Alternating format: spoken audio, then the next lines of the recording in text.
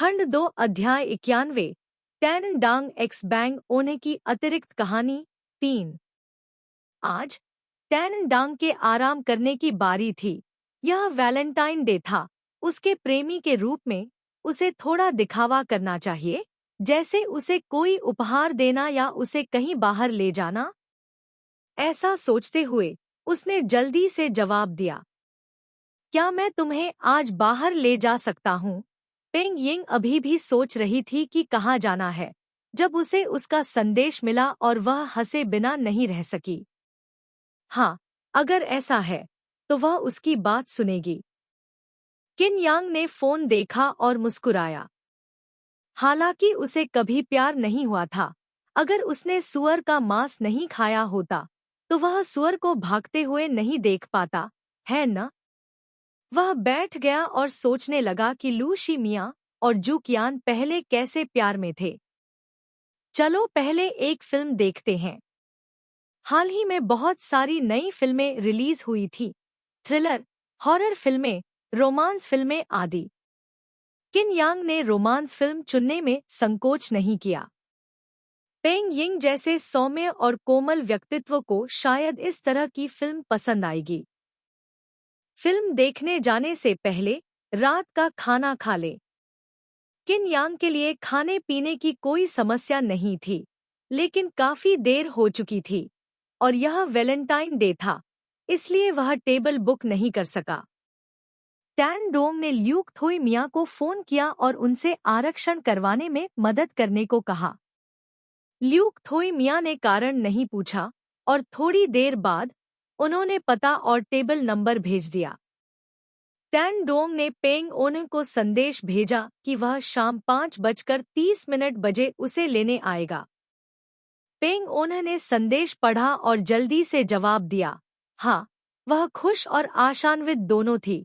उसने फोन को इतनी खुशी से पकड़ा हुआ था कि उसे समझ में नहीं आ रहा था कि क्या करे। ओह ठीक है, वह उसे बीफ जर्की लाकर दे सकती थी जो उसने कल रात बनाई थी। दोपहर 3 बजे पेंग यिंग ने रेस्तरां को कर्मचारियों को सौंप दिया और वह पहले घर चली गई। पेंग यिंग के माता पिता उसे इतनी जल्दी घर आते देखकर हैरान थे।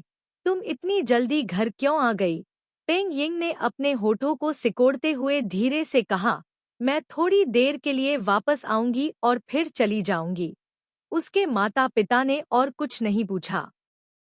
बंग ओना अपना चेहरा धोने चली गई, फिर कपड़े चुनने के लिए अपने कमरे में वापस चली गई।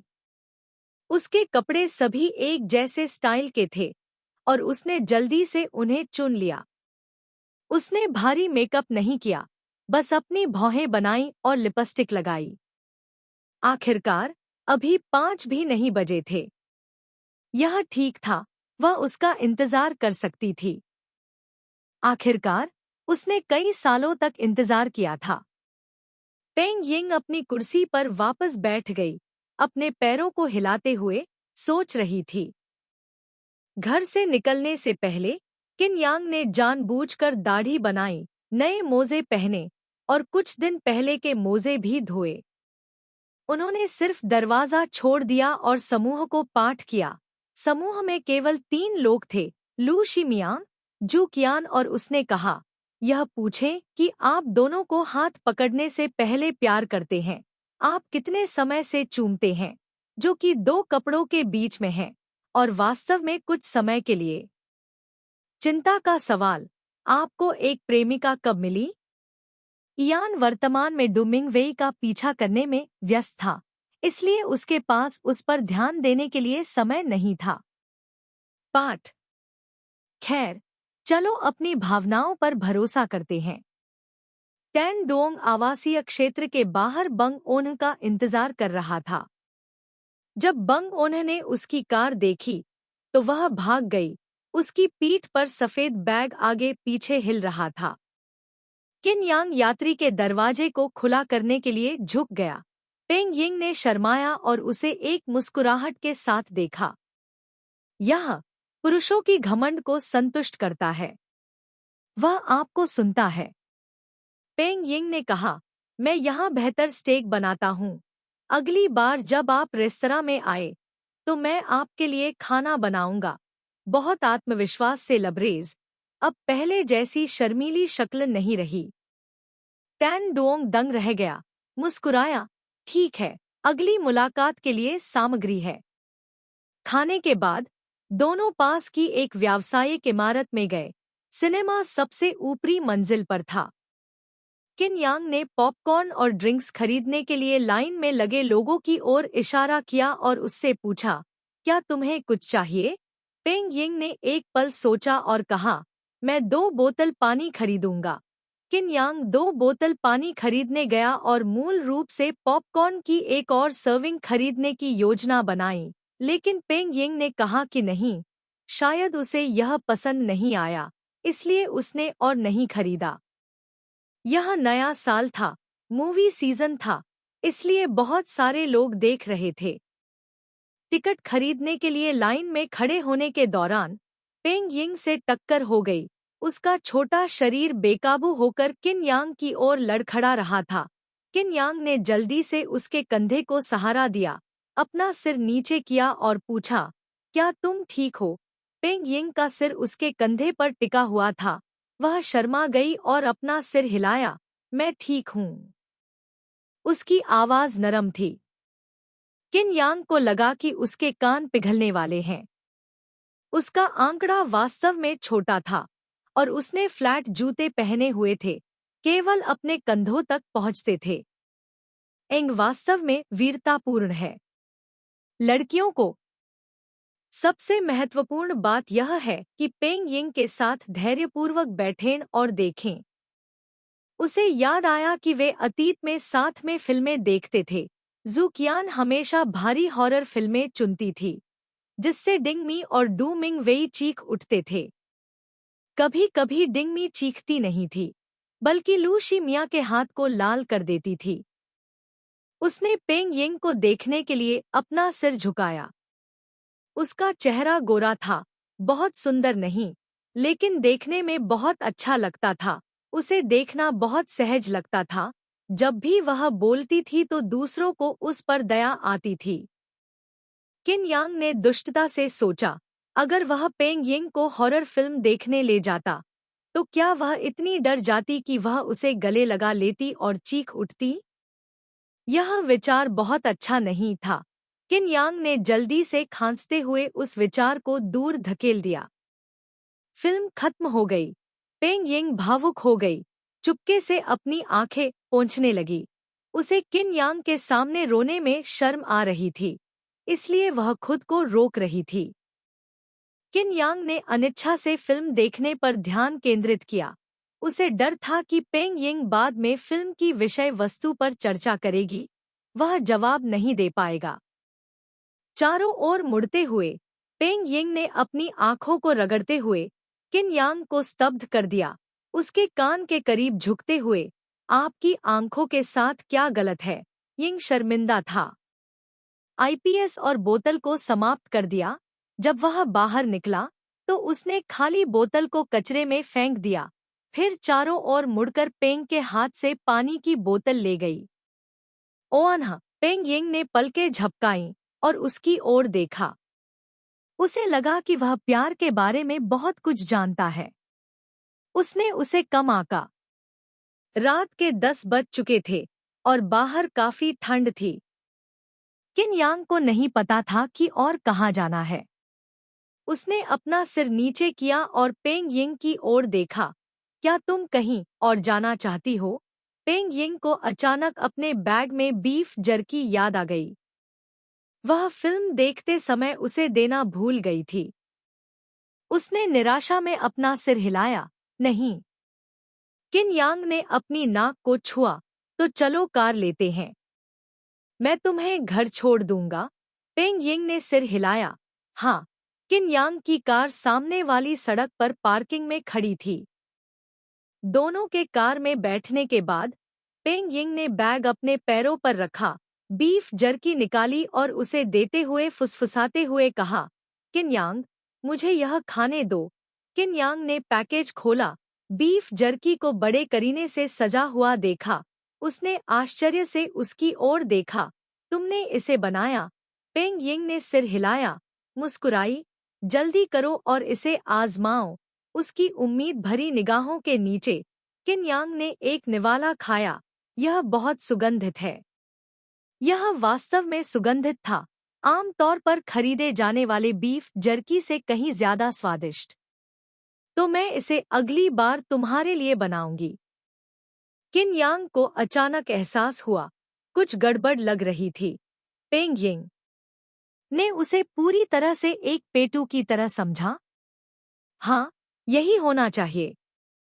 हर बार जब वह अपने बनाए खाने का जिक्र करती, तो वह विशेष रूप से आश्वस्त होती, जैसे कि उसे यकीन हो कि उसे यह पसंद आएगा। किन यांग ने उसे देखते हुए अपने होंठ चाटे। पेंग यिंग। हाँ, पेंग यिंग ने उसकी तरफ देखा। किन यांग खांसते हुए बोला, वास्तव में मैं इतना ज्यादा नहीं खाता, बस।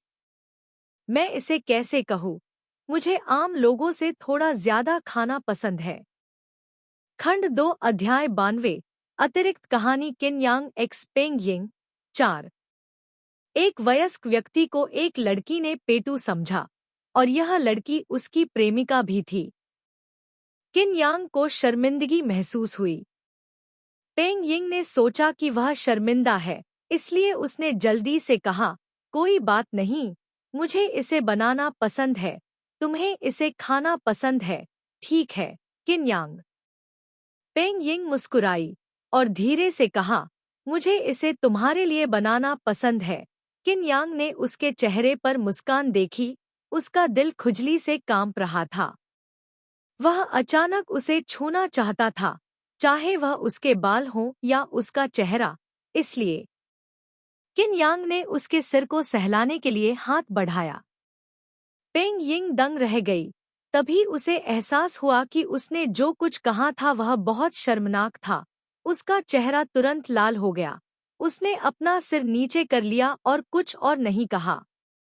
पेंग यिंग निराश महसूस कर रही थी। क्या उसे नहीं लगता कि वह बहुत बोल्ड थी? किन यांग खांसी, स्टीयरिंग व्हील से अपना हाथ वापस खींच लिया और धीमी आवाज में कहा, मैं तुम्हें घर ले जाऊंगा।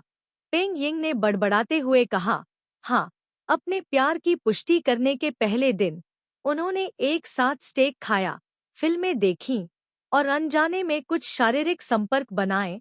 यह कुछ ऐसा था जो उन दोनों में से किसी ने भी कभी अनुभव नहीं किया था। वास्तव में पेंग यिंग की तरह किन यांग को भी लगा कि यह कुछ हद तक अवास्तविक था, लेकिन वह बहुत स्पष्ट था कि ये सभी बातें सच थीं, और जिसने सब कुछ होने के लिए प्रेरित किया वह पेंग यिंग थी, वह नहीं। किन यांग को ठीक से पता नहीं था कि पेंग यिंग उसे कब पसंद करने लगी थी, लेकिन वह यह सुनिश्चित कर सकता था कि यह उससे पहले की बात है, अन्यथा वह उस दिन अचानक उसके सामने कबूल नहीं करती। एक पुरुष के रूप में किन यांग को लगा कि उसे बेहतर प्रदर्शन करना चाहिए। वह उसे नीचे ले आया और उसकी ओर देखा। पेंग यिंग ने उसे देखने के लिए अपना सिर घुमाया। उसका छोटा चेहरा गोरा और कोमल था, उसकी विशेषताएं नाजुक थीं। तान डोंग ने उसकी ओर देखा। अचानक उसे हाई स्कूल में बंग ओन्ह की याद आ गई।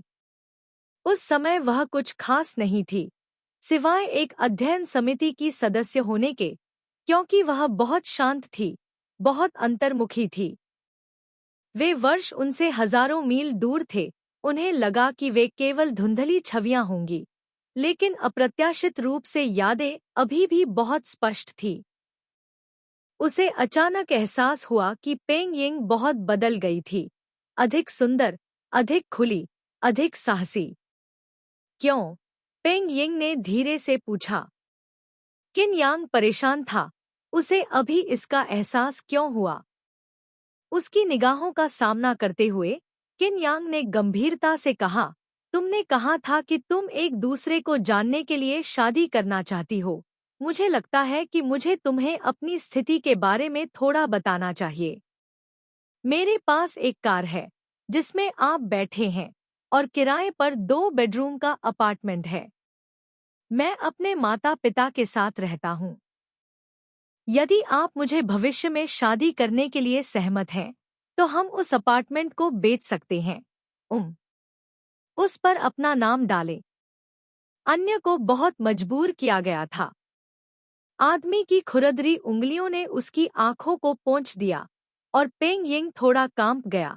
उसका चेहरा उसके कानों की युक्तियों से लाल हो गया।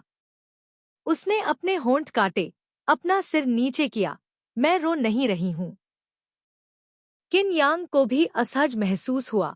उसने अपना हाथ वापस खींच लिया, अपनी उंगलियों को रगड़ा और अचानक पूछा, पेंग यिंग, क्या तुम मुझे लंबे समय से पसंद करती हो? पेंग यिंग दंग रह गई। उसका दिमाग खाली था। वह इतना सीधा कैसे पूछ सकता है? किन यांग उसे देखता रहा। उसका चेहरा जलने के बिंदु तक लाल हो गया। उसका दिल और भी अधिक खुजलाने लगा। उसने दूर देखा। यह ठीक है, आपको मुझे जवाब देने की आवश्यकता नहीं है। मैंने बस बेतरतीब ढंग से पूछा। यह वास्तव में महत्वपूर्ण नहीं है। शर्मिंदा महसूस न करें। यदि आपको लगता है कि आपके साथ गलत हुआ है, तो मैं भविष्य में आपको और अधिक पसंद करूंगा। पेंग यिंग अचानक अपने होश में आई और मुख्य बिंदु को पकड़ लिया। तुमने क्या कहा था कि तुमने मेरे साथ किया? पुरुष, एक महिला की त्वचा जितनी पतली होती है, उसकी त्वचा उतनी ही मोटी होती है। किन यांग पहले थोड़ा शर्मीला था, लेकिन उसे इतना शर्मिंदा देखकर उसकी त्वचा अचानक दीवार की तरह मोटी हो गई। किन यांग ने उसके शर्माते चेहरे को गौर से देखा और जोर से हंसा। मुझे तुम पसंद हो। पेंग यिंग का दिल ऐसा लगा जैसे उसके सीने से बाहर कूदने वाला था। वह उसकी शानदार मुस्कान को देखती रही। यह वाकई चमत्कारी था, कुछ ऐसा जिसकी वह इतने सालों से कामना कर रही थी। अचानक उसकी आंखों के सामने प्रकट हो गया, जो उसका अपना था। क्या तुम गंभीर हो? उसकी आवाज नरम हो गई। सच में, तान डांग ने दृढ़ता से उत्तर दिया। शायद उसने इसे महसूस नहीं किया था या यह भावना बहुत अस्पष्ट थी, लेकिन अब वह वास्तव में उसे पसंद करती थी और उसे सबसे ज्यादा बात करने का नरम तरीका पसंद था। आज केवल पहले दिन वे एक दूसरे को जानते थे, इसलिए यह बहुत जरूरी था। फिर मैं पहले घर जाऊंगा। जाओ। जब वह घर पहुंचा, तो उसके माता पिता अभी भी एक फिल्म देख रहे थे। उसने कॉफी टेबल पर बीफ जर्की पैकेज रखा, सोफे पर झुक गया, अपने पैरों को पार किया और खुशी से टीवी देखा। टैनन के पिता ने रिमोट लिया और उसके पैरों पर मारा। तुम्हें अपने पैरों को पार करने की अनुमति किसने दी? टैनन डांग। अगर मैं अपने पैरों को पार कर लूं तो क्या होगा? टैन की मां ने पैकेज खोला, देखा कि यह बीफ जर्की था, कोशिश करने के लिए एक कतरा लिया और खाते समय कहा, वाह, इसकी खुशबू बहुत अच्छी है। पिछली बार जब तुमने इसे खरीदा था, उससे कहीं बेहतर। बोलना समाप्त करते हुए उसने तान डांग की ओर देखा। बस दिन भर खाते पीते मत रहो, जल्दी से मेरे लिए कोई गर्लफ्रेंड ढूंढो, मैं उसे घर ले जाओ। लगभग 28 साल का हो गया हूँ और अभी भी कुंवारी हूँ। क्या तुम्हें शर्म नहीं आती? तान डांग। यह समस्या उसने सहन की। थोड़ी देर बाद तान डांग ने अभी भी अपने पैरों को क्रॉस किया, मुस्कुराते हुए, माँ, आपने अभी जो बीफ जर्की खाया है, वह मेरी गर्लफ्रेंड ने बनाया है। क्या यह स्वादिष्ट है? स्वादिष्ट। मदर टैन ने एक और कतरा उठाया, उसका आधा खाया और अचानक अपनी आंखें चौड़ी कर लीं। अपना सिर घुमाकर उसकी ओर देखा। तुमने क्या कहा? बीफ जर्की किसने बनाया? किन यांग खांसते हुए घमंडी होने का नाटक करने लगा। मेरी गर्लफ्रेंड। किन के पिता का रिमोट कंट्रोल अनियंत्रित रूप से उसके पैर से टकराया। क्या तुम पागल हो? आपके पास एक प्रेमिका है, कोई भी है, और ऐसा लग रहा था कि पेंग यिंग ने कभी भी सोशल मीडिया पर अपनी तस्वीर पोस्ट की थी। उसने मुख्य रूप से पोस्ट किया था। किन की मां ने उसे देखा। उसका चेहरा गंभीर, चुपचाप कैमरे में देख रहा था। आपकी गर्लफ्रेंड पेंग यिंग है। किन की माँ? सहपाठी? किन यांग ने सिर हिलाया। हाँ, वह पहले कक्षा अध्ययन समिति की सदस्य थी। क्या तुम्हें याद है? माँ किन को याद नहीं था। उसने फोटो वापस छीन लिया। फोटो में खूबसूरत पेंग यिंग को घूरते हुए वह बहुत नाजुक और कोमल लग रही थी। कोई मौजूदा फोटो नहीं। किन यांग, मुझे नहीं। माँ किन ने उसे घूर कर देखा। तुम्हारे जैसा प्रेमी किसका है? गर्लफ्रेंड की भी कोई फोटो नहीं। तुम झूठ तो नहीं बोल रहे हो? टैन डांग अवाक रह गई और आगे कुछ बताने में बहुत आलसी थी। माँ टैन ने फिर पूछा, वह अब क्या कर रही है? रेस्तरां खोल रही है। क्या? मैंने कहा कि उसने एक रेस्तरां खोला है और वह उसकी मालिक है। किन यांग ने कहा। किन की माँ ने सिर हिलाया। बहुत बढ़िया। किन के पिता? बुरा नहीं है। कौन सा रेस्तरां? किन यांग जवाब देने ही वाला था कि अचानक उसे होश आ गया। उसने मुस्कुराकर अपनी माँ के हाथ से फोटो वापस ले ली, खड़ा हो गया और उनकी तरफ देखा। तुम अभी अपने माता पिता को नहीं बता सकते? कहीं ऐसा न हो कि तुम्हारे माता पिता दौड़कर लोगों को डरा दें। किन के पिता ने डांटा। क्या कहा? बदमाश। कौन किसे धमकी दे रहा है? ऐसा मत सोचो कि मैं नहीं जानता कि तुम क्या करने जा रहे हो। थोड़ी देर रुको। किन यांग ने लापरवाही से बीफ जर्की उठाया और अपने कमरे में वापस चला गया। किन के माता पिता सोफे पर बैठे उसे घूर रहे थे। उस बदमाश की वाकई कोई गर्लफ्रेंड है? पक्का नहीं। मुझे लगता है कि ऐसा लगता है। किन यांग अपने कमरे में वापस गया और पेंग यिंग को एक संदेश भेजा। पेंग यिंग, क्या तुम मुझे अपनी कुछ मौजूदा तस्वीरें भेज सकती हो? पेंग यिंग ने अभी अभी नहाकर संदेश पढ़ा था। उसका दिल झिझक से भर गया। टैन डांग को अचानक उसकी फोटो क्यों चाहिए? लेकिन फिर भी उसने अपना फोटो संग्रह खोला। उसे फोटो लेना बहुत पसंद नहीं था, लेकिन कभी कभार वह अपनी एक तस्वीर ले लेती थी। अंत में उसने 2 तस्वीरें चुनी और उन्हें टैन डांग को भेज दिया। उन्हें भेजने के बाद पेंग यिंग शर्मा गई। उसे उसकी तस्वीर किस लिए चाहिए थी? पेंग यिंग जीव विज्ञान में अच्छी थी और हालांकि वह शर्मीली थी, लेकिन वह पुरुषों और महिलाओं के बीच के संबंधों के बारे में बहुत अच्छी तरह से जानती थी। आधी रात को अचानक किन यांग ने अपनी फोटो मांगी। उसे यह इतनी अजीब क्यों लगी? किन यांग को फोटो मिली। उसने कुछ देर तक उसे देखने के लिए क्लिक किया और फिर उसे सेव कर लिया। किन यांग, तुम्हें अचानक मेरी फोटो की क्या जरूरत है? पेंग यिंग ने अपने होंठ काटे, खुद को संदेश भेजने से रोक नहीं पाई। एक पल बाद किन यांग ने जवाब दिया, मैं इसे देखूंगी। खंड 2 अध्याय 93 साइड स्टोरी किन यांग एक्स पेंग यिंग 5। पेंग यिंग ने शर्माते हुए सोचा, अच्छा हुआ कि उसने यह नहीं बताया कि उसने इसका इस्तेमाल किया है। चिंता मत करो। टैन डोंग ने फोन निकाला और अपने माता पिता को दिखाया। मदर टैन की आंखें चमक उठीं। उन्होंने फोन छीन लिया और ध्यान से उसे देखा। यह लड़की बुरी नहीं है। हाई स्कूल की तुलना में बहुत सुंदर है। उसकी आंखें साफ हैं। ऐसा लगता है कि वह बॉस बनने के लिए उपयुक्त है। टैन डांग मुस्कुराया और फोन वापस ले लिया। क्या आप इसे देखते देखते थक गए हैं? माँ टैन खुश थी और उसने अपने बेटे से बहस करने की जहमत नहीं उठाई। उसने सलाह दी, तुम्हें उसे कसकर पकड़ना होगा। उसे भागने मत देना। टैन डांग, टैनंग के पिता ने भी कहा, तुम एक अच्छी लड़की लगती हो। उसके साथ अच्छा व्यवहार करो। तान डुओंग ने इस वाक्य पर कोई आपत्ति नहीं जताई। उसने गंभीरता से उत्तर दिया, मुझे पता है।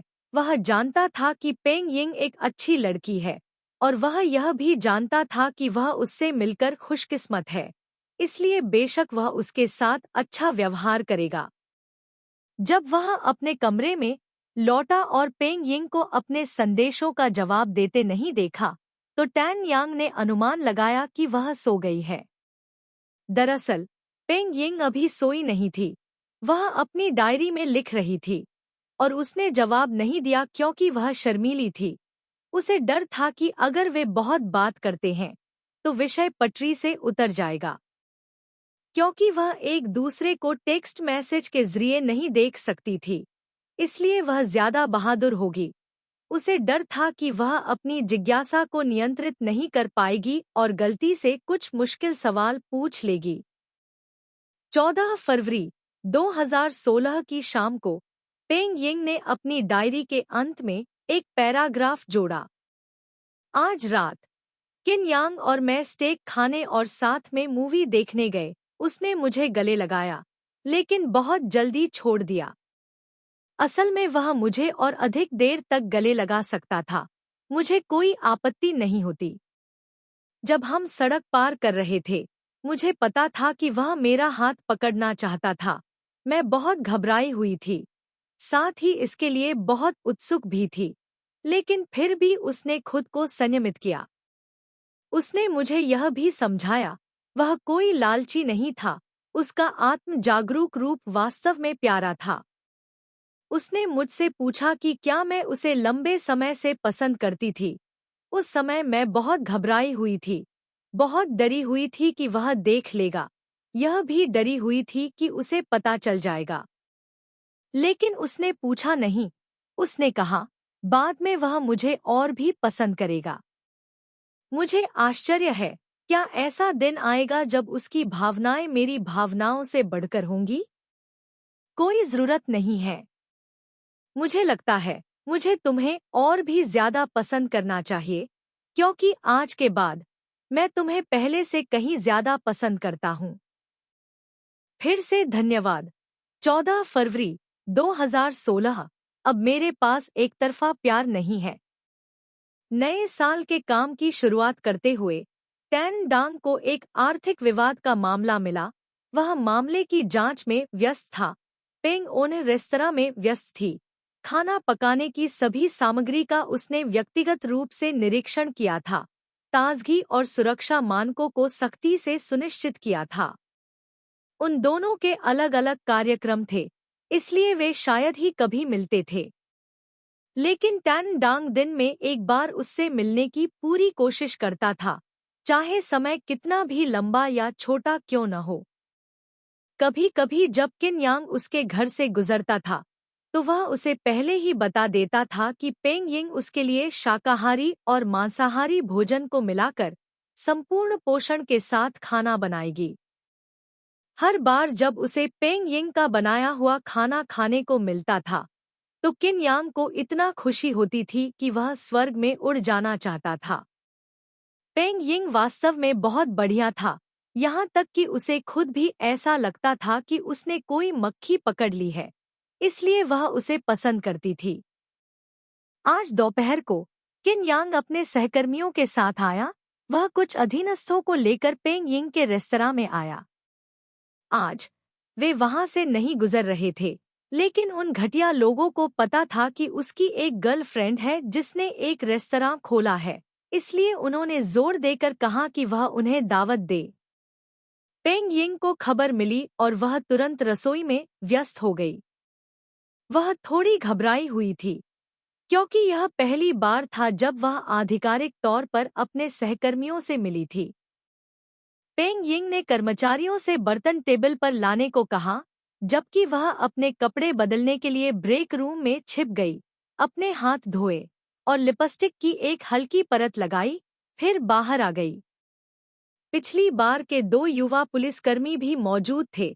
महिला पुलिस अधिकारी ने हंसते हुए कहा, डिप्टी कैप्टन, क्या आपने पिछली बार मेरी बात सुनने के बाद तुरंत उसका पीछा किया था?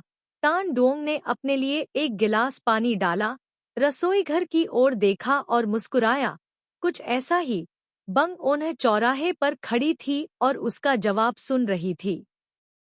उसका दिल छू गया। उसने यह नहीं कहा कि वह पहले कबूल करे, बल्कि उसके लिए कीमत रख ली। युवा पुलिसकर्मी ने पूछा, आप किस तरह का पीछा कर रहे हैं?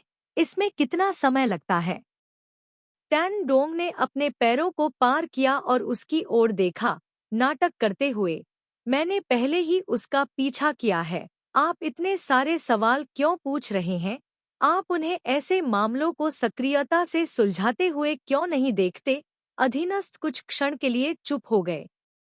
यह पहली बार था जब पेंग यिंग ने उसे इस तरह से काम करते देखा था। यह बहुत प्यारा था। वह मुस्कुराई और बाहर चली गई। किन यांग ने अपना सिर उठाया और उसे देखा, मुस्कुराते हुए। पेंग यिंग, इस तरफ। कई पुलिसवाले एक साथ उसे देख रहे थे, उनकी आंखें उत्सुक थीं। पेंग यिंग का चेहरा थोड़ा लाल हो गया। उसके दोनों हाथ ढीले थे।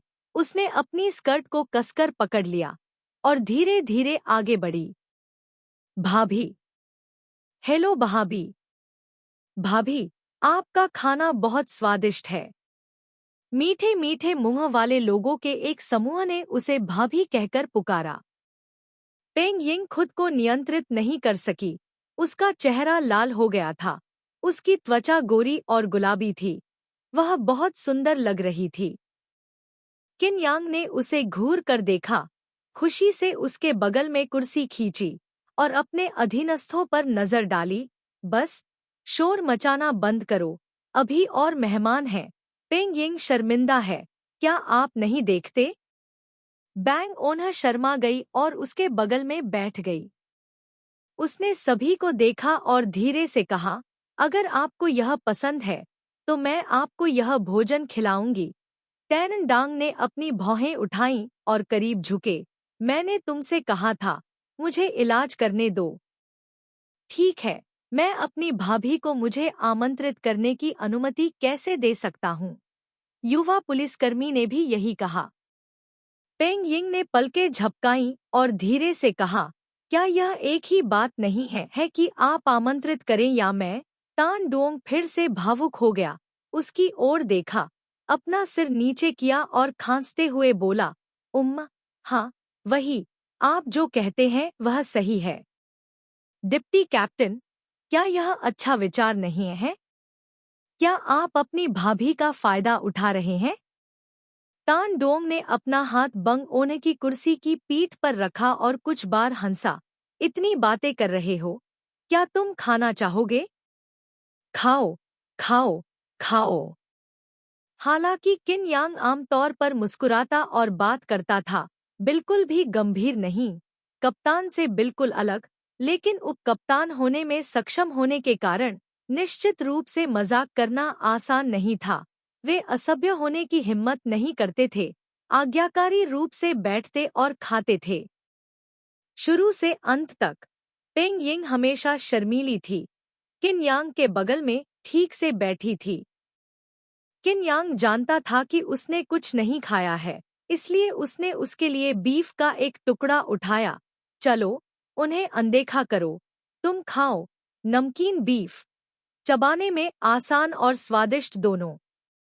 यह किन यांग की पसंदीदा डिश है और यह विशेष रूप से मसालेदार है, क्योंकि किन यांग को मसालेदार खाना पसंद है। पेंग यिंग मसालेदार खाना नहीं खा सकती, लेकिन किन यांग ने उसे दिया, इसलिए उसने फिर भी एक टुकड़ा चखा। यह इतना मसालेदार था कि उसकी जीभ सुन्न हो गई। उसने जल्दी से पानी का प्याला उठाया और कुछ घूंट पी लिए।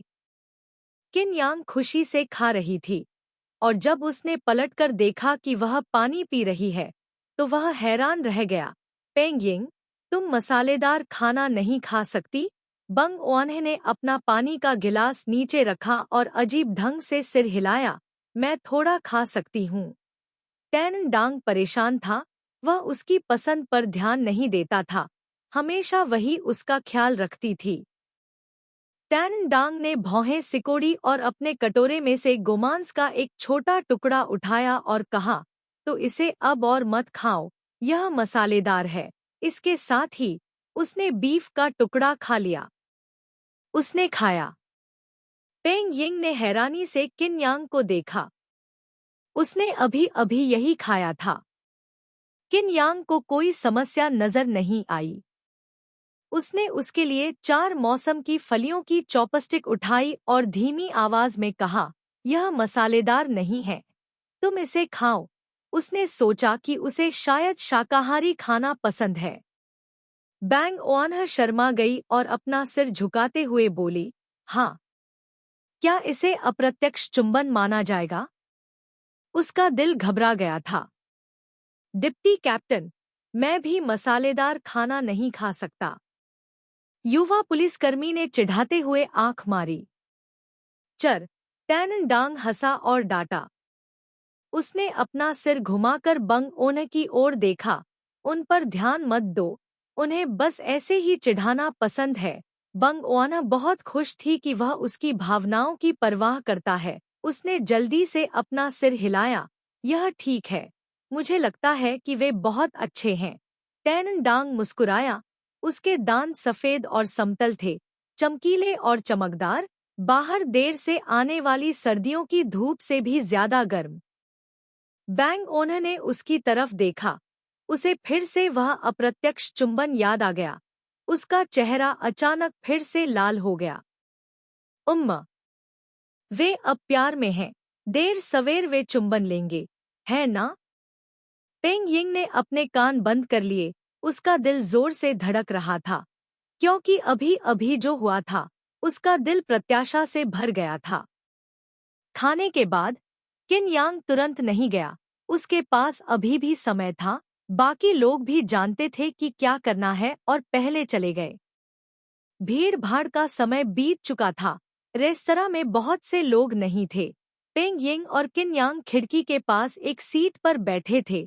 किन यांग ने हाल ही में उस मामले के बारे में बात की जिसकी वह जांच कर रहा था, लेकिन उसने कुछ खास नहीं कहा, बस पेंग यिंग को यह बताने के लिए कि वह किस काम में व्यस्त था। पेंग यिंग भी उसके काम में हाथ नहीं डालना चाहती थी।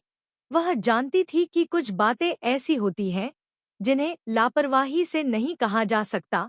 एक प्रेमिका के रूप में भी वह केवल चिंतित थी। क्या यह खतरनाक है? वह नहीं जानती थी कि टैन डांग के लिए सामान्य रूप से मिशन पर जाना खतरनाक था या नहीं, लेकिन पुलिस अधिकारी होना एक खतरनाक काम था, और उसके साथ उसका रिश्ता इतना करीबी नहीं था कि वह उसकी शारीरिक स्थिति की जांच कर सके। टैन डांग मुस्कुराया। आर्थिक मामले, आंतरिक संघर्ष, कुछ भी खतरनाक नहीं। बंग ओआना को थोड़ी राहत महसूस हुई और उसने गंभीरता से उससे कहा, तुम्हें सावधान रहना होगा। टैन डांग ने फिर भी मुस्कुराते हुए सिर हिलाया। हाँ, मैं आपकी बात सुनूंगा। पेंग यिंग शर्मा गई। इतनी आज्ञाकारी, इतनी प्यारी। किन यांग बेहद खुश थी। उसे चिढ़ाना इतना आसान क्यों था? कुछ शब्द कहने से वह शर्मा गई। अगर वह उसे चूमता तो वह शायद नाराज हो जाती। उसे चूमो। खांसी। किन यांग को लगा कि हाल ही में उसका दिमाग काफी प्रदूषित हो गया था। दिन भर पेंग यिंग का फायदा उठाने के बारे में सोचना, यह अच्छा नहीं था। लेकिन वह एक आदमी था और वह उसकी प्रेमिका थी। ऐसा नहीं लगता था कि इसमें कुछ गलत था। किसी और के लिए भावनाएं रखना और भी बुरा था। ऐसा सोचते हुए किन यांग शांत हो गया। उसे चूमने का मौका ढूंढना था। पेंग यिंग बस उसकी सुरक्षा के बारे में चिंतित था, पूरी तरह से अनजान कि किन यांग इस बारे में सोच रहा था कि उसे कैसे चूमना है। जाने से पहले किन यांग लगभग आधे घंटे तक बैठा रहा। पेंग यिंग ने उसे दरवाजे तक छोड़ा। किन यांग ने अपना सिर नीचे किया और उसकी ओर देखा। आज रात घर आने पर सावधान रहना। बंग ओआनह ने आज्ञाकारी भाव से सिर हिलाया। हाँ, आप भी। तान डोंग ने उसके घुंघराले बालों को देखा। उसकी हथेलियां खुजली कर रही थी। वह उसके सिर को सहलाने के अलावा कुछ नहीं कर सका। मुस्कुराया और कहा, मैं जा रहा हूँ। बंग ओआनह। पेंग यिंग शर्मा गई। हाँ। जब वह उस रात घर पहुंची तो पेंग यिंग के माता पिता एक फिल्म देख रहे थे। पेंग यिंग ने अभी अभी खरीदे गए फलों को धोया और अपने माता पिता को पानी देने के लिए उन्हें मेज पर रख दिया। फिर वह नहाने जा रही थी।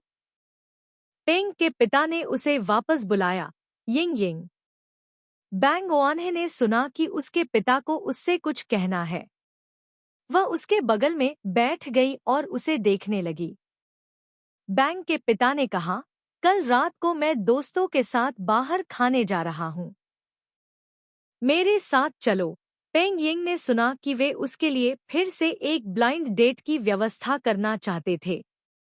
पेंग यिंग परेशान थी और उसे नहीं पता था कि इस मुद्दे को कैसे आगे बढ़ाया जाए, क्योंकि उसके माता पिता के पास हमेशा उसे जाने के लिए मजबूर करने के लिए सभी तरह के कारण होते थे, जबकि वह उन्हें अभी तक यह नहीं बताना चाहती थी कि उसका एक प्रेमी है। परसों मेरी एक दोस्त के साथ डेट है, तुम्हें चलना चाहिए। डैड बैंग खुश नहीं थे। कौन सा दोस्त? चू फीफी। उससे कहो कि वह समझ जाएगी। बंग ओआनहे ने तुरंत अपना सिर हिलाया। यह वह नहीं है, यह कोई और दोस्त है।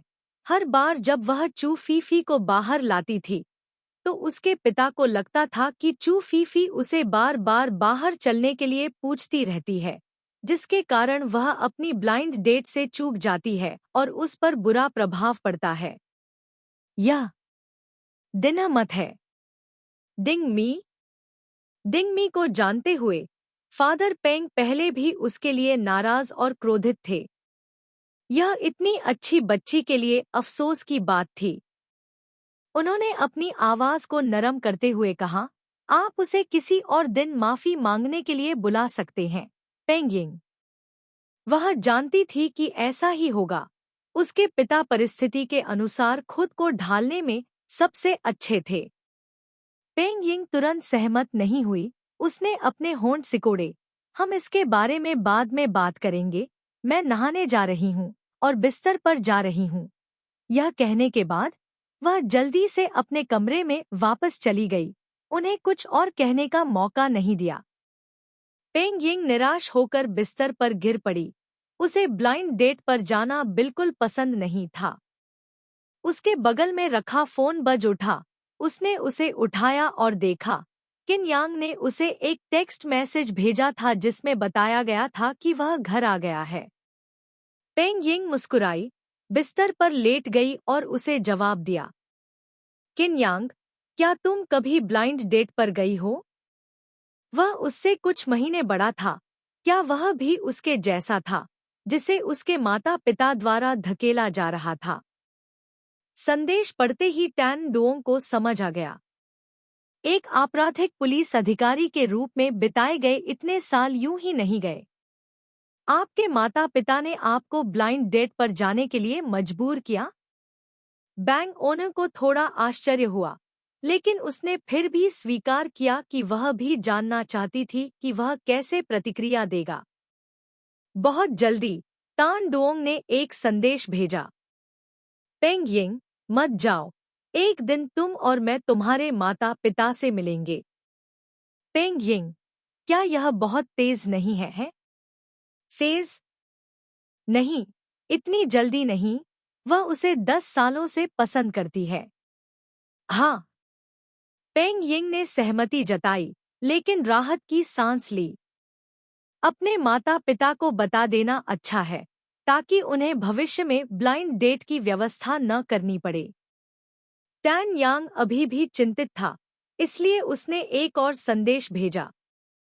पेंग यिंग, अगर तुम्हारे माता पिता तुम्हें जाने के लिए मजबूर करते हैं, तो उन्हें बता दो कि तुम्हारा एक प्रेमी है, ठीक है? बेवकूफ मत बनो और उनकी बात सुनो। तुम्हें याद रखना होगा, तुम्हारा अब एक बॉयफ्रेंड है। पेंग यिंग ने संदेश पढ़ना समाप्त किया। हाँ, वह वास्तव में हंसना चाहती थी। किन यांग इतना प्यारा क्यों है? पेंग यिंग ने अपनी हंसी को रोका। अगले ही पल फोन बज उठा। यह किन यांग का कॉल था। पेंग यिंग दंग रह गई। वे हर दिन वैक्सिन पर टेक्स्ट और चैट करते थे, शायद ही कभी कॉल करते थे। जिस दिन से वे साथ आए थे तब से अब तक लगभग आधा महीना हो गया था। उन दोनों ने जितनी बार कॉल किया वह 5 उंगलियों से भी कम था। उसने जल्दी से फोन उठाया। किन यांग बालकनी के बाहर धूम्रपान करते हुए खड़ा था। उसकी आवाज चिंतित थी। पेंग यिंग, क्या आपके माता पिता अक्सर आपको ब्लाइंड डेट पर जाने के लिए कहते हैं? वह इस समस्या के बारे में लगभग भूल गया था। वे दोनों अब बच्चे नहीं थे, यहाँ तक कि अक्सर उसके माता पिता भी उससे आग्रह करते थे। पेंग ओन्ह जैसी लड़की की तो बात ही छोड़िए। नए साल के दौरान उसकी चचेरी बहन सिर्फ 25 साल की थी जब उसके चाचा और चाची ने उसे ब्लाइंड डेट पर जाने के लिए मजबूर किया, यह कहते हुए कि अगर वह शादी नहीं करेगी तो वह कुंवारी रह जाएगी। बेशक पेंग यिंग कुंवारी नहीं थी, भले ही वह 30 साल की हो, फिर भी वह कुंवारी नहीं थी, क्योंकि अभी उसे लगा कि पेंग यिंग जानबूझकर उसे अपने लिए रख रही है। पेंग यिंग शर्मा गई और मुस्कुराई। मैं कुछ बार गई हूँ, क्योंकि मैं अब बच्ची नहीं हूँ।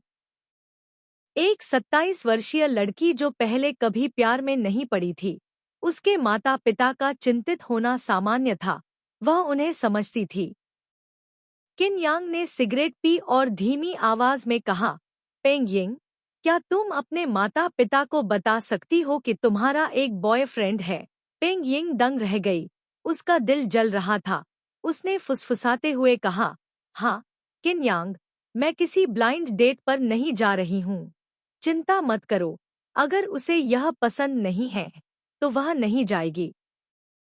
टैन डांग ने राहत की सांस ली, जोर से हंसा और उसे मना लिया। अच्छी लड़की, पेंग यिंग। उसके कान जल रहे थे, वह अपना चेहरा कंबल में छुपाने के अलावा कुछ नहीं कर सकी, वह चीखना चाहती थी। किन यांग बहुत अच्छा था, वह उसे बहुत पसंद करती थी। किन यांग को अच्छा कहने के बाद शर्मिंदगी महसूस हुई और वह खांसने लगा। दवा के कारण उसका दम घुट गया, इसलिए वह खांसना बंद नहीं कर सका। पेंग यिंग घबरा गई। किन यांग, क्या तुम्हें सर्दी है? टैन डोंग, खांसी, कोई बात नहीं, मैं बस सिगरेट पी लूंगा। ओह, बंगओन ने धीरे से मुस्कुराते हुए कहा, आप कम धूम्रपान करते हैं। ठीक है, वह तुरंत सहमत हो गया। बंगओन जोर से हंस पड़ा, टान डांग भी खुश था। दो लोग प्यार में। बस एक मीठा शब्द कहने से आपको अच्छी नींद आ सकती है और पूरी रात मीठे सपने आ सकते हैं। अगले दिन पेंग यिंग और किन यांग ने उसे शाम को अपने रेस्तरां में डिनर के लिए आने के लिए अपॉइंटमेंट दिया और फिर वे पास के शॉपिंग डिस्ट्रिक्ट में घूमने जाएंगे। पेंग यिंग ने शाम 6 बजे उसके लिए खाना बनाना शुरू कर दिया और 6:40 तक उसने 3 मुख्य व्यंजन और एक सूप तैयार कर लिया था। किन यांग ने कहा कि वह 7 बजे के आसपास आ सकता है, इसलिए पेंग यिंग अपने हाथ और चेहरा धोने, अपने कपड़े बदलने और आराम करने के लिए कमरे में खाना लाने चली गई। उसने यहाँ एक तातमी आरक्षित कर रखी थी, ताकि जब किन यांग बाद में आए तो वे दोनों यहाँ एक साथ खा सकें, दूसरों को परेशान किए बिना। पेंग यिंग ने तब तक सोचा जब तक उसका चेहरा लाल नहीं हो गया।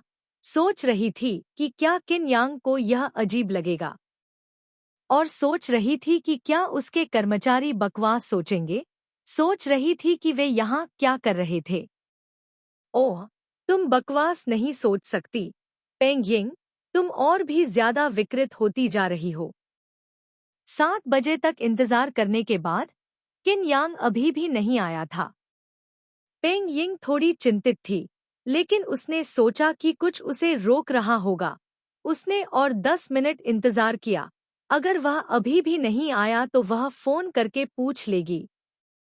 10 मिनट बाद किन यांग अभी भी नहीं आया था। पेंग यिंग ने उत्सुकता से उसे फोन किया।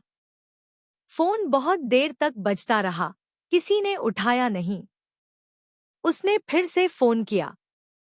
लगभग आधे मिनट तक इंतजार करने के बाद फोन उठा, लेकिन जवाब देने वाला व्यक्ति किन यांग नहीं था, वह युवा पुलिसकर्मी था। भाभी, पेंग यिंग ने चिंतित होकर पूछा, टान डोंग कहाँ है?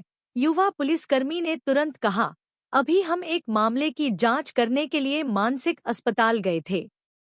एक पागल व्यक्ति अस्पताल में अराजकता फैला रहा था। श्री डांग ने उसे नियंत्रित करने में मदद की। उस व्यक्ति ने चाकू पकड़ा और श्री डांग का हाथ काट दिया। वह अभी घाव का इलाज कर रहा है। कोई पागल? तान डोंग घायल हो गया है। वह कैसे घायल हुआ? पेंग लिंग चिंतित थी। कौन सा अस्पताल? युवा पुलिसकर्मी ने तुरंत समझाया, कोई बात नहीं, बस एक कट लगा है और थोड़ा खून बह रहा है। चिंता मत करो, मैं उसे फोन दे दूंगा। किन यांग के बाइसेप पर एक कट लगा था, बहुत गहरा नहीं, घाव का इलाज किया गया था। युवा पुलिसकर्मी ने उसे फोन दिया, भाभी का फोन। मैंने उसे संक्षेप में स्थिति बताई। तान डोंग ने फोन उठाया और अपने कान पर लगाया। पेंग ओआन्हा। उसकी आवाज सुनकर बंग ओआन्हे ने गहरी सांस ली। तान डोंग, क्या तुम ठीक हो? टैन डांग ने अपनी घड़ी देखी। 7:30 बज चुके थे। उसे दोषी महसूस हुआ। कोई बात नहीं, मुझे माफ करें, मैं अभी आपके साथ खाना खाने आऊंगा। बंग ओआन्हे ने तुरंत कहा, जल्दी मत करो, पहले घाव का इलाज करो। हाँ, टैनन डांग मुस्कुराया, अगर तुम्हें भूख लगी है तो पहले खा लो। मुझे भूख नहीं है, मैं तुम्हारा इंतजार करूंगा। ठीक है। तान डोंग 8 बजे रेस्तरां में पहुंचा। लगभग भीड़ भाड़ का समय बीत चुका था। वहां ज्यादा ग्राहक नहीं थे। उन्हें अंदर आते देख एक कर्मचारी ने जोर से पुकारा, मैडम, बॉस आ गए हैं। बॉस। टैनन डांग मुस्कुराया, उसने यह अच्छी तरह सुना। बैंग ओन्ह रसोई से बाहर आया। उसे वहां शांति से खड़ा देखा। फिर उसे वास्तव में राहत महसूस हुई। वह उसके पास गई और ध्यान से देखा। तुम्हें कहाँ चोट लगी है? हाथ पर, बायां हाथ। अब हिलाने में असुविधा हो रही थी। पेंग ओन्ह देखना चाहती थी। उसने अपने होंठ काटे, धीरे से कहा, चलो ब्रेक रूम में खाना खाते हैं। तान डोंग ने अपनी भौहें उठाईं। ठीक है, मैं तो बस यही चाहता हूँ। मैं जब भी यहाँ खाना खाने आता हूँ, यहाँ बिजली के बल्बों का जंगल है, मैं कुछ नहीं कर सकता, तो यहाँ आराम करने का कमरा भी है। तुमने मुझे पहले क्यों नहीं बताया? बंग ओआन्हा ने गरम किया हुआ खाना मेज पर रखा और बाहर ले आया। तान डोंग ने जल्दी से उसे ले लिया। मुझे दे दो। हाँ। टैन डोंग भोजन को ब्रेक रूम में ले आया। हाथीदांत की तातामी बहुत गर्म लग रही थी। उसने ट्रे को मेज पर रखा और बैठ गया। बैंग ओन्ह उसके बगल में बैठ गया और धीरे से बोला, मुझे अपना घाव दिखाओ। टैनन डांग ने उसकी ओर देखा, फिर अपना कोट उतार दिया और उसे दिखाने के लिए अपनी आस्तीन ऊपर कर ली। उस आदमी की मजबूत और मांसल बाह पट्टियों में बंधी हुई थी।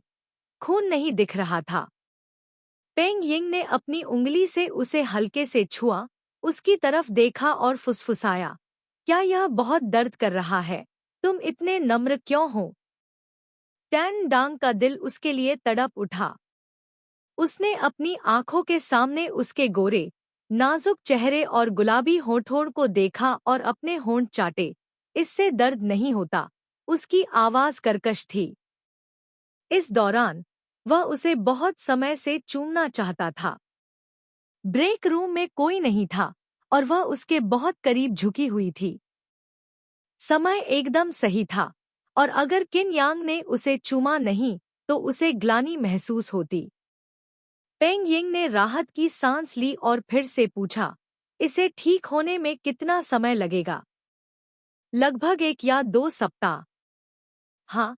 बंग ओआन्हे ने एक पल सोचा, अपना सिर नीचे किया और फुसफुसाया, जब तुम ठीक हो जाओगी तो मैं अपने माता पिता को हमारे बारे में बताऊंगी। उसके माता पिता ने उसके लिए जो भोजन का प्रबंध किया था वह नहीं हो सका।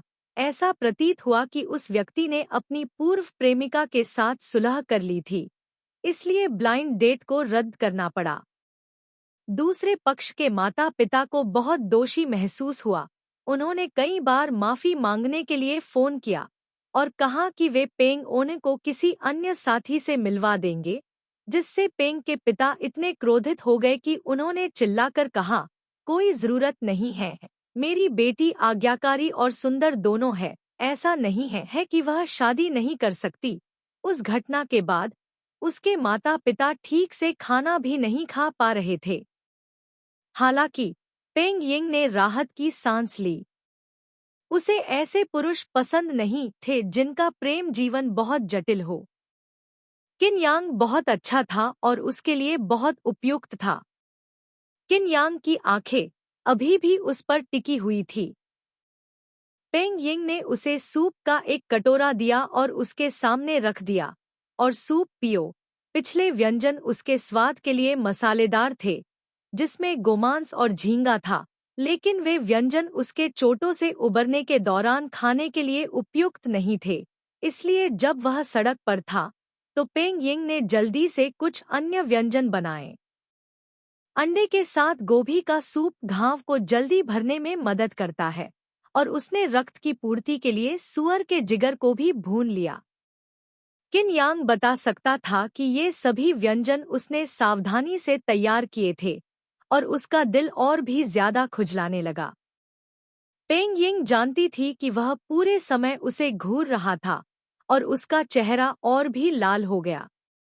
वह खड़ी होने ही वाली थी कि अचानक उसने उसका हाथ पकड़ लिया और धीरे धीरे झुक गया।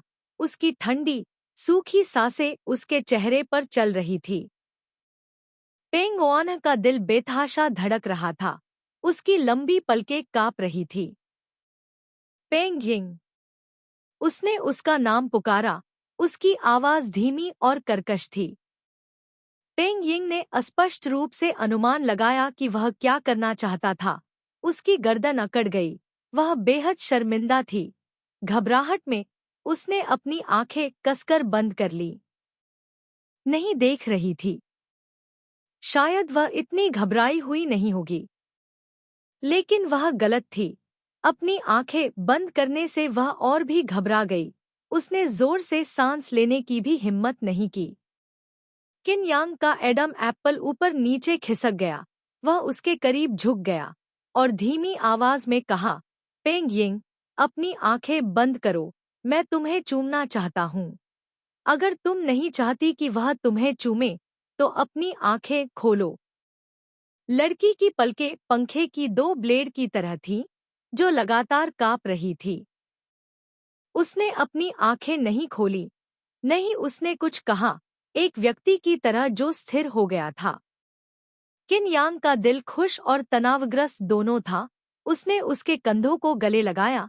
उसकी हथेलियों में पसीना आ रहा था। किन यांग ने अपना सिर नीचे किया, धीरे से उसके होंठों को छू लिया। उनके शरीर में बिजली के झटके का एहसास हुआ। किन यांग बेहद उत्साहित था। पेंग यिंग कांप उठी। किन यांग ने उसे कसकर गले लगाया।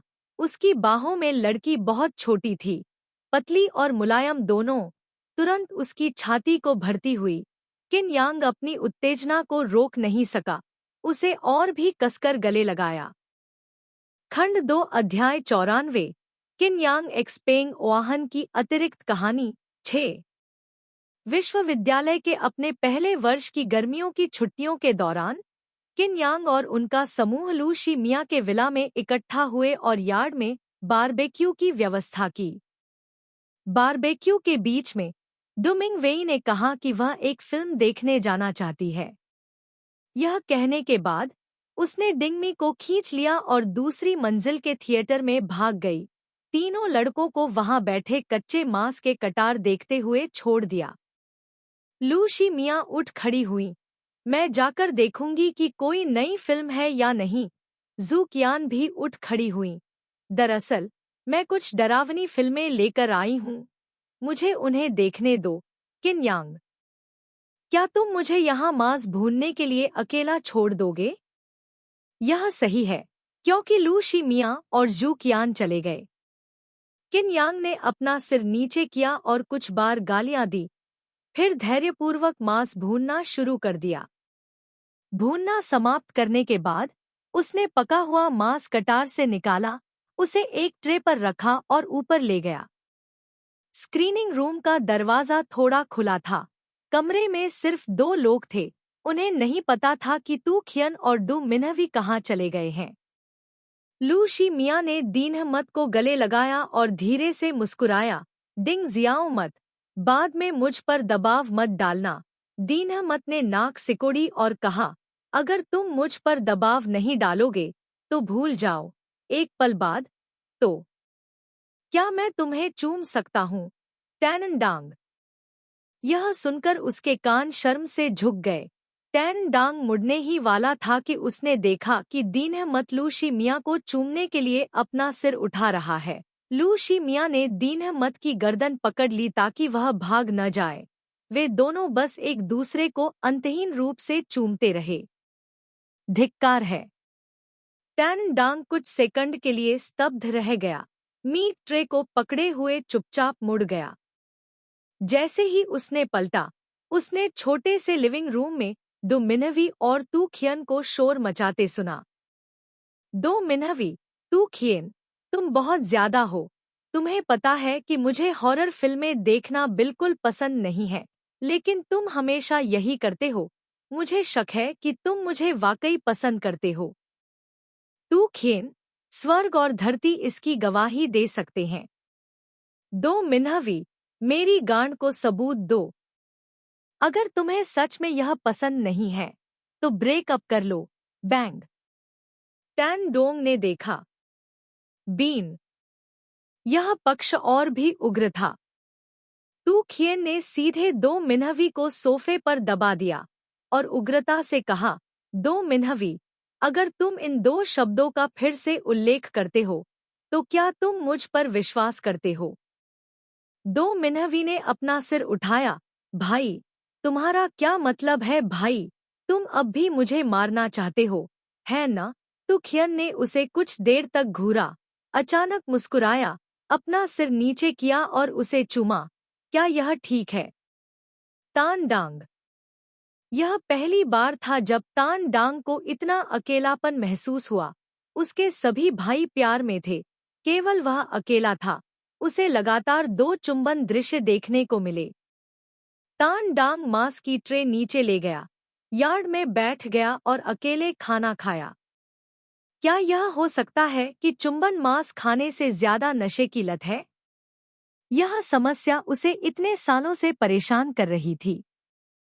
अब उसने पेंग यिंग को चूमा, आखिरकार समझ गया, यह वास्तव में नशे की लत थी।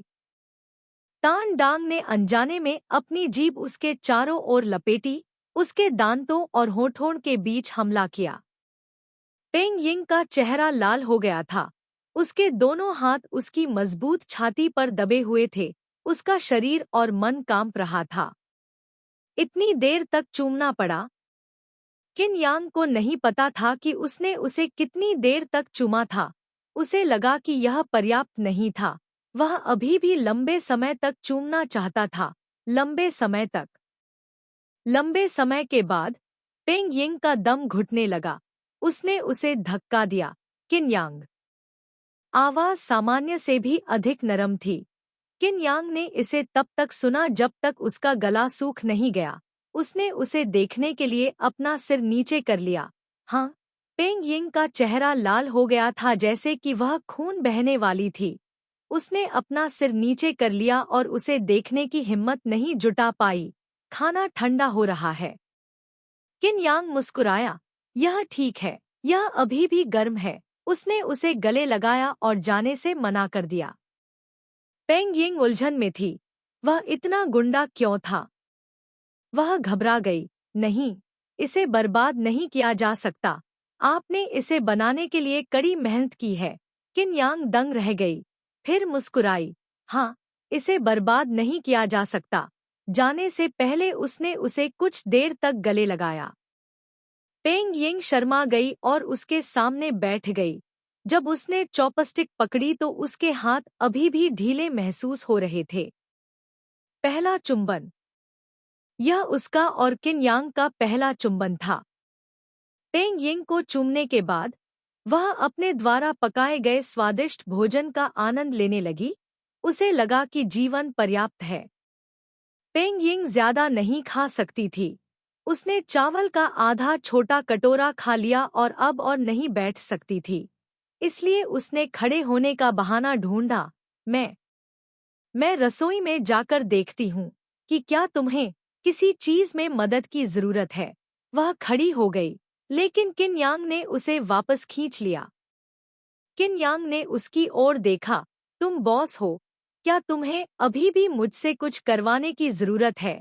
यहाँ आओ और भरपेट खाओ, अपने आप को देखो, तुम कितनी दुबली हो। वास्तव में पेंग यिंग दुबली नहीं थी, वह छोटी थी, काफी मोटी दिखती थी, लेकिन निश्चित रूप से मोटी नहीं थी। इसलिए पेंग यिंग को कभी भी वजन कम करने की चिंता नहीं करनी पड़ी। पेंग यिंग असहाय रूप से शर्मा गई और अपना खाना खत्म करने के लिए आज्ञाकारी ढंग से बैठ गई। खाने के बाद पेंग यिंग बर्तन साफ करना चाहती थी। किन यांग ने उसे रोक दिया। मुझे करने दो। पेंग यिंग ने अपना सिर हिलाया। मेरा हाथ घायल हो गया है। किन यांग मुस्कुराया। मैं इसे एक हाथ से कर सकता हूँ। देखो, उसने एक हाथ से जल्दी से सफाई की, फिर धीरे से ट्रे उठाई। चलो चलते हैं। अगर वह नहीं जाती तो वह उसे फिर से चूमना चाहता। पेंग यिंग मुस्कुराई। हाँ, शाम के 9 बज रहे थे। रेस्तरां में ग्राहकों की केवल एक आखिरी टेबल बची थी।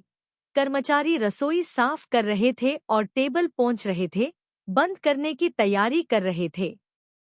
किन यांग खिड़की के सामने की स्थिति में झुक गया, सिर नीचे करके अपना फोन इस्तेमाल कर रहा था। पेंग यिंग ने किताबें पलटीं। इस वसंत का व्यापार अच्छा चल रहा था, पिछले साल से कहीं बेहतर, शायद उसके सहपाठियों के परिचय के कारण।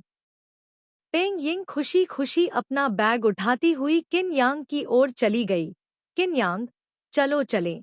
किन यांग ने सीधा होकर कहा, क्या अब हम जा सकते हैं? पेंग यिंग ने पहले ही कर्मचारियों को निर्देश देना समाप्त कर दिया था। उन्हें बस दरवाजा बंद करने की जरूरत थी और यह हो जाएगा। हाँ, वह बाहर चला गया, उसके कंधे पर हाथ रखा। आज रात मौसम अच्छा है, अभी भी सुबह है। चलो घर जाने से पहले टहलने चलते हैं। ठीक है, पेंग यिंग। हाँ। पास में एक चौक था। किन यांग ने पेंग यिंग का हाथ पकड़ा और वहां तक चली गई। चौक के सामने एक शॉपिंग मॉल था। किन यांग उसे पहली मंजिल पर एक विशेष काउंटर पर ले गई। एक हार या एक अंगूठी? एंग यिंग ने देखा, उनमें से अधिकांश 10,000 से अधिक थे। उसे लगा कि यह थोड़ा महंगा है। किन यांग ने आसानी से पैसा कमाया। उसने एक छोटे से लटकन के साथ पतली हार की ओर इशारा किया, जो उसके सामने 2,000 से अधिक है। मैं यह नहीं चाहता कि मैं उसे पसंद करे उसे, लेकिन अगर उसने कहा कि उसे यह पसंद है, तो वह उसे खरीद लेगा। इसे पहनने की कोशिश करते हुए पेंग यिंग ने अपने बाल ऊपर उठाए। किन यांग ने हार लिया। मुझे दे दो। कर्मचारी मुस्कुराया और अपना हाथ वापस खींच लिया। किन यांग ने अपना सिर नीचे किया। उसने अपनी बाहें पेंग यिंग की गर्दन के चारों ओर डाल दी। उसके लाल कान देखे। वह खुद को रोक नहीं सका और अपनी उंगलियां जानबूझकर उसे छू रहा था। पेंग यिंग कांपते हुए, लड़की की गर्दन को पतला करने की हिम्मत नहीं थी। क्या आप एक कंगन पहनना चाहते हैं? स्टाफ, कंगन यहाँ खत्म हो गया है। केवल अपने कंधे तक पहुँचते हुए उसने उसे देखने के लिए अपना सिर नीचे कर दिया। पेंग यिंग, मेरा वेतन अधिक नहीं है, लेकिन मेरे पास बचत है। मैंने पहले लू शी मियान में कुछ निवेश किया था टू कियान के साथ। कोई नुकसान नहीं, हमेशा कमीशन साझा करने को मिलता है। पेंग यिंग ने उसे देखने के लिए अपना सिर उठाया। उसने सोचा, कहा, पिछले साल मेरे रेस्तरां को थोड़ा नुकसान हुआ था, लेकिन इस साल इसने लाभ कमाना शुरू कर दिया है, इसलिए उन्हें पैसों की चिंता करने की जरूरत नहीं है। किन यांग का हाथ उसके कंधे के चारों ओर चला गया और उसके गाल को चुटकी ली। आपको भविष्य में मेरे लिए पैसे बचाने की जरूरत नहीं है, समझे? पेंग यिंग को अचानक बहुत खुशी हुई, मुस्कुराई। आपको अभी भी पैसे बचाने चाहिए। शादी करने और बच्चे होने के बाद आपको पैसों की जरूरत होगी। किन यांग ने फिर से उसके गाल पर चुटकी ली। यह इतना अच्छा क्यों लग रहा है? 10:30 बजे किन यांग पेंग यिंग को घर ले गया। उसने उसे देखने के लिए अपना सिर घुमाया। एक चुंबन और लाल ईयरलोब उसे और भी अधिक भयंकर रूप से चूमते हुए उसका दिल उत्साहित था। सांस फूलने, चक्कर आने की स्थिति तक, यह सोचते हुए कि क्या सभी पुरुष ऐसे ही होते हैं, केवल इस दोपहर को चूमने के लिए। अब किन यांग को एक शिक्षक की जरूरत नहीं थी। शायद यह वृत्ति थी। उसके होठों से उसके कानों तक चूमना था। होठों को चूमना काफी था। वह बहुत तेज था। किन यांग ने अपना सिर नीचे कर दिया और उसे गुनगुनाया, उसे जाने देने के लिए कुछ अनिच्छुक। पेंग यिंग ने अपना बैग कसकर पकड़ लिया, उसके सिर को नीचे गिरा दिया और शर्मा गया। फिर, मैं ऊपर जाऊंगा। ठीक है, ठीक है। घर। शरीर इतना गंदा नहीं होना चाहिए। उसने कुछ बार खांसा, अपने दिमाग को साफ करने की कोशिश की और घर चला गया। जब वह घर पहुंचा, तो उसके माता पिता अभी भी टीवी देख रहे थे। हाथ में बीफ जर्की था जिसे पेंग यिंग ने कड़ी मेहनत से बनाया था, जिसका आधा से ज्यादा हिस्सा खाया जा चुका था। टैन डांग आगे बढ़ा और घर जाने की मांग की। अब और मत खाओ, मुझे नहीं पता था कि तुम्हारे लिए कुछ छोड़ना है। टैन की माँ ने उसे घूर कर देखा। थोड़ा सा खाने में क्या बुराई है? अगर तुम उसे जल्दी ही इन दोनों से मिलवाने के लिए यहाँ वापस ले आओ, तो मैं तुम्हारा खाना नहीं खाऊंगा। टैन डोंग ने बीफ जर्की का एक टुकड़ा लिया और उसे अपने मुंह में ठूंस लिया। अपनी माँ की ओर देखते हुए चबाने लगा। वह शर्मिंदा है। शर्मिंदा है तो क्या? एक लड़की का शर्मीला होना सामान्य बात है, यहाँ तक कि जब वह 20 साल की थी, तब भी वह शर्मीली थी। अरे, जब वह 20 साल की थी, तो उसे पहले से ही पता था कि मुझे धूम्रपान छोड़ने के लिए पंख झाड़न का उपयोग कैसे करना है। किन के पिता ने उसकी बेबाकी से पोल खोल दी। किन यांग खुशी से उनके गृहयुद्ध को देख रहा था। गोमांस खाते हुए टीवी देखते हुए क्रॉस लेग्ड बैठा था। किन की मां ने रिमोट कंट्रोल से उसके हाथ पर वार किया। किन यांग लगभग उछल पड़ा। आउच! उसने उसके घाव पर वार किया। बीन! तभी मदर किन ने उसके अजीब भाव देखे और जल्दी से पूछा, क्या हुआ बेटा? किन यांग ने उसे घूर कर देखा। तुम्हारा हाथ घायल हो गया है। मदर किन ने जल्दी से माफी मांगी। माफ करना, मुझे नहीं पता था। मुझे देखने दो, क्या इसमें खून बह रहा है? किन यांग ने अपने दांत दिखाए और उसे अनदेखा करते हुए घूर कर देखा। मदर किन ने उसका हाथ हिलाया। गुस्सा मत हो, मेरा यह मतलब नहीं था। किन यांग इसे सहन नहीं कर सका और कहा, ठीक है, मैं नाराज नहीं हूँ। कौन तुमसे नाराज होने की हिम्मत करेगा? तो मुझे बताओ, पेंग यिंग ने रेस्तरां कहाँ खोला था? कल तुम्हारे पापा और मेरी शादी की सालगिरह है। चलो वहाँ खाना खाने चलते हैं। नहीं। शादी की 30वीं सालगिरह। 30 साल। अगर हम शादी नहीं करेंगे तो क्या हमारे बच्चे होंगे? क्या तुम्हारे बिना तुम पेंग यिंग को डेट कर सकते हो? क्या मैं उसके द्वारा बनाया गया बीफ जर्की खा सकता हूँ? किन यांग। किन यांग को उसके दादा दादी ने तब से पीटा था जब वह छोटा था और अब वह इसे बर्दाश्त नहीं कर सकता था। अंत में उसे पेंग यिंग के रेस्तरां का पता देने के लिए दोनों ने मजबूर किया। खंड 2 अध्याय 95 साइड स्टोरी किन यांग एक्स पेंग यिंग 7। काउंटर के पीछे खड़ी बंग ओन्हा ने अपना सिर उठाया और पास की मेज पर बैठे अधेड़ उम्र के जोड़े की ओर देखा। ठीक उसी समय उनकी नजर उनसे मिली। दंपत्ति बार बार उसे देखकर मुस्कुराए, इतना मुस्कुराए कि पेंग यिंग सिर से पैर तक कांपने लगी। वे उसे क्यों घूरते रहे? बैंक ओनर को अजीब लगा और अचानक घबराहट होने लगी। कुछ देर बाद कर्मचारी मेन्यू लेकर आया। मैडम, ग्राहक एक गिलास संतरे का जूस मंगवाना चाहता है। बंग ओआनहा, यह संतरे के जूस का छठा गिलास है। क्या वे इतने प्यासे हैं? इसके अलावा उन्होंने अभी तक कुछ भी ऑर्डर नहीं किया है। क्या वे सिर्फ संतरे का जूस ही पिएंगे? ग्राहक भगवान है। भले ही यह अजीब था, बैंक ओनर फिर भी संतरे का जूस निचोड़ने गया। रेस्तरां में संतरे उपलब्ध थे, बड़े और मीठे, 100% असली संतरे। गिलास भरकर पेंग यिंग ने गिलास के किनारे पर नींबू का एक पतला टुकड़ा रखा, एक स्ट्रॉ डाला और गिलास को उनके पास ले आई। मदर किन ने इसे और अधिक संतुष्ट होकर देखा, मुस्कुराते हुए, तुमने कड़ी मेहनत की है। बंग ओआनहा शर्मा गया। विनम्र मत बनो, मुझे यही करना चाहिए। छठा धन्यवाद। ये दोनों मेहमान वाकई बहुत विनम्र हैं, पेंग यिंग ने सोचा। सौभाग्य से उन्होंने उसे कोई टिप नहीं दी। फादर किन ने मेन्यू लिया और मुस्कुराए।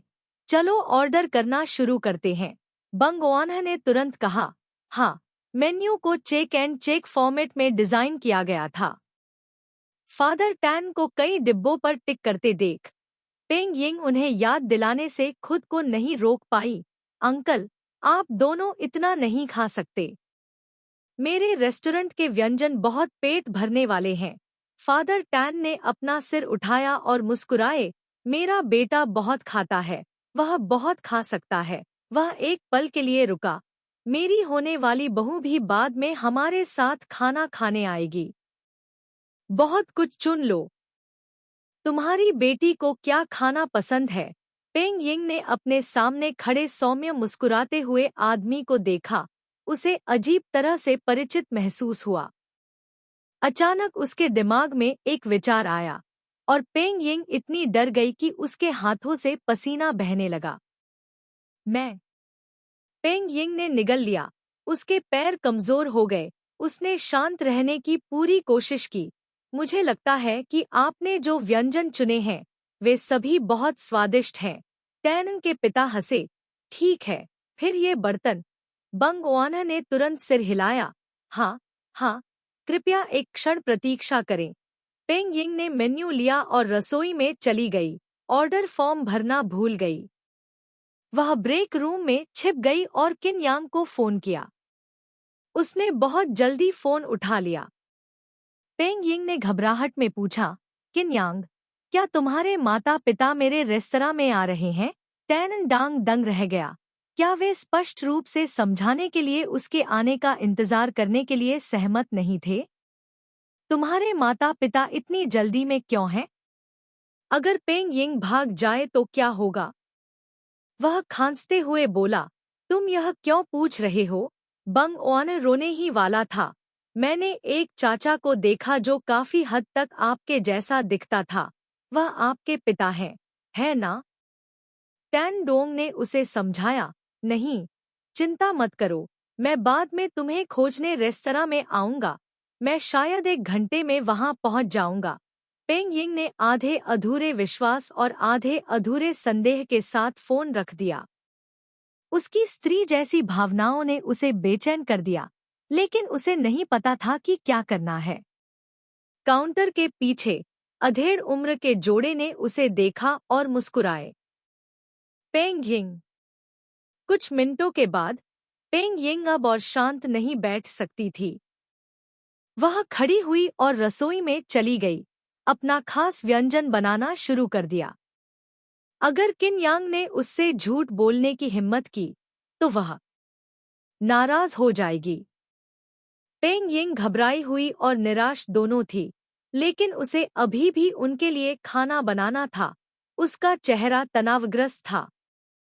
शेफ ली ने उसे संदेह से देखा। बॉस, क्या हुआ? पेंग यिंग ने अपनी आवाज रोकी। कुछ नहीं। 1 घंटे बाद किन यांग आया। व्यंजन तैयार थे। किन यांग ने पेंग यिंग को कहीं नहीं देखा। कर्मचारियों ने उसे देखा और मुस्कुराते हुए उसका अभिवादन किया। बॉस, टैन डांग ने खुशी से मुस्कुराते हुए सिर हिलाया। मालिक कहाँ है? उस रसोई घर में। टैन डांग ने सिर हिलाया और टैन के माता पिता की ओर देखा। टैन की माँ ने ठंडी आवाज में कहा, तुमने बहुत बढ़िया सौदा किया है और तुम बॉस भी हो। टैन के पिता, एक अंधी बिल्ली तली हुई मछली पकड़ती है। तान डोंग ने उन्हें देखते ही गला रुंध गया। तुमने बंग ओन्हे के साथ क्या किया? टैन के पिता मुस्कुराए, कुछ नहीं, बस कुछ गिलास संतरे का जूस मंगवाया था। यह तुम्हारे लिए है। तान डांग को प्यास लगी थी। उसने पानी का गिलास उठाया, अपना सिर ऊपर उठाया और पूरा पी लिया, फिर गिलास नीचे रख दिया। रसोई में जाओ और बंग ओन्ह को ढूंढो। किन के माता पिता ने एक स्वर में सिर हिलाया। जल्दी जाओ, जल्दी जाओ। किन यांग रसोई में गया। पेंग यिंग वहां नहीं थी। वह उसे देखने के लिए ब्रेक रूम में गया। वह खटखटाना भूल गया और दरवाजा खोल दिया। ऊपर देखते ही वह दंग रह गया। पेंग यिंग कपड़े बदल रही थी। उसकी बर्फ जैसी सफेद पीठ उसके सामने थी। उसका अंडरवियर बिल्कुल सफेद था। किन यांग दंग रह गया। पेंग यिंग ने आश्चर्य से अपना सिर घुमाया, उसे देखा। वह चिल्लाई, आह! यह चीख सबसे तेज आवाज थी जो तान डांग ने उनसे मिलने के बाद कभी सुनी थी। वह अचानक जाग गया और तुरंत दरवाजा बंद कर दिया। तान डांग दरवाजे के बाहर खड़ा था। उसके कानों में बुखार था, उसका शरीर जल रहा था। यह पहली बार था जब उसने किसी लड़की का शरीर देखा था, भले ही वह उसकी पीठ का आधा हिस्सा ही था, लेकिन यह पेंग यिंग थी, वह लड़की जिसे वह पसंद करता था। वह इस बात से इनकार नहीं कर सकता था कि उसके मन में उसके लिए इच्छाएं थीं, और वे बहुत तीव्र थीं। धिक्कार है, उसकी पैंट फिर से थोड़ी तंग हो गई थी। पेंग यिंग ने हड़बड़ाहट में अपना स्वेटर पहना, उसका पूरा चेहरा लाल हो गया था। किन यांग, धिक्कार है, दस्तक क्यों नहीं दी? हूँ, मैं उनसे कैसे मिलूंगी? पेंग यिंग। किन यांग बाहर खड़ा था और उसने दरवाजा खटखटाया। खांसी, मेरा यह मतलब नहीं था, गुस्सा मत हो। पेंग यिंग इतनी शर्मिंदा थी कि वह बिस्तर पर बैठ गई और हांफने लगी। अब बाहर नहीं जाना चाहती थी। अंदर शांति देखकर किन यांग घबरा गया। उसने दरवाजे पर दबाव डाला और विनती की, यिंग यिंग, दरवाजा खोलो। मेरे माता पिता बाहर हमारे खाने का इंतजार कर रहे हैं। अनिच्छा से उसने अपने माता पिता को बाहर निकाला। पेंग यिंग और भी क्रोधित हो गई। तुम अभी भी कहते हो कि वे तुम्हारे माता पिता नहीं हैं। टैन डांग, मैं गलत था, क्या आप मुझे अंदर आने देंगे? अरे, यह वाक्य इतना गहरा क्यों है? तान डोंग खांसते हुए बोला, ओआना ओआनहा, मैं गलत था। बुद्धिमान व्यक्ति हीरो होता है।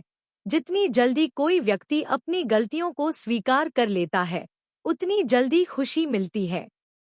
निश्चित रूप से। दरवाजा खुला। पेंग यिंग उसके सामने लाल चेहरे के साथ खड़ी थी। उसने सफेद स्वेटर पहना हुआ था। उसका फिगर छोटा और कोमल दोनों था। मैं वास्तव में उसे धमकाना चाहता था। टैन डांग ने अपना सिर रगड़ा और धीमी आवाज में कहा, मेरा वास्तव में यह मतलब नहीं था, या मुझे इसे फिर से देखने दो, आपके पास एब्स हैं। पेंग यिंग इतनी शर्मिंदा थी कि वह बोल नहीं पा रही थी। उसने उसे दूर धकेल दिया और बुदबुदाया, चलो, अपने माता पिता को इंतजार मत करवाओ। अगर यह असभ्य नहीं होना था, तो पेंग यिंग वास्तव में बाहर नहीं जाना चाहती थी। किन यांग ने मुस्कुराते हुए कहा, ठीक है, खाने के बाद तुम जैसे चाहो हिसाब बराबर कर सकते हो। बंग ओआन्ह ने मुंह बनाते हुए कहा, तान डांग, मुझे अब और मत तंग करो। तान डांग जानता था कि वह शर्मिंदा है, इसलिए उसने जल्दी से कहा, ठीक है, ठीक है, ठीक है, मैं तुम्हें अब और तंग नहीं करूंगा। पेंग यिंग के दिल में जो शर्म की भावना थी, वह दब गई। अभी उसका मन अपने माता पिता से मिलने के विचारों से भरा हुआ था। उसने पहले ही उस मामले को पीछे छोड़ दिया था। किन यांग, क्या ऐसा कोई मौका है कि तुम्हारे माता पिता मुझे पसंद न करें? टैन डांग ने उसके कंधे को गले लगाया, उसकी ओर देखा। मैंने 6 गिलास संतरे का जूस मंगवाया है, तुम्हें पसंद आया या नहीं? बंग ओन ने अपने होंठ काटे। उसे यह थोड़ा अजीब लगा, लेकिन वह उसे दोषी ठहराने से खुद को नहीं रोक सकी। यह सब तुम्हारा दोष है, तुम्हें मुझे पहले ही बता देना चाहिए था। मैंने अभी तक कुछ भी तैयार नहीं किया है, क्या तुमने अपने कपड़े नहीं बदले? तान डोंग ने मन ही मन सोचा, खांसते हुए, और गंभीरता से कहा, वे बहुत पहले से आना चाहते थे। मैं उन्हें 1 महीने तक रोकने में सक्षम था, इस बार मैं कुछ नहीं कर सकता। खाना बनाते बनाते पेंग यिंग धीरे धीरे शांत हो गई। खाना बनाना ही वह काम था जो उसे सबसे ज्यादा शांत कर सकता था। वे दोनों खाने की मेज पर चले गए। पेंग यिंग शर्मा गई, आज्ञाकारी ढंग से बोली, नमस्ते अंकल और आंटी। किन यांग के माता पिता कितने उत्साहित थे, यह कहने की जरूरत नहीं है, बस देखो कि यह लड़की कितनी अच्छी है। माँ तान ने मुस्कुराते हुए बंग ओन को जल्दी से खींचकर बैठा दिया। ये सारे व्यंजन तुमने ही बनाए हैं, है न? बंग ओन ने सिर हिलाया। हाँ, मुझे आश्चर्य है कि क्या आपको यह पसंद है। बेशक मुझे यह पसंद है। माँ टैन खिलखिलाकर मुस्कुराई। स्वादिष्ट लगता है, टैनन के पिता ने कहा। टैन डोंग मुस्कुराया, यह स्वादिष्ट लग रहा है, यह वास्तव में स्वादिष्ट है। पेंग यिंग, 3 लोगों का यह परिवार। कोई आश्चर्य नहीं कि किन यांग ऐसा है। पेंग यिंग को अचानक अधिक सहजता महसूस हुई और वह मुस्कुराते हुए उठ बैठी। चलो जल्दी से खाना खाते हैं। आंटी, अंकल, आंटी, कृपया यह नमकीन बीफ आजमाएं। आज हमने अच्छा बीफ खरीदा। आम तौर पर टैन डांग को यह व्यंजन खाना सबसे ज्यादा पसंद है।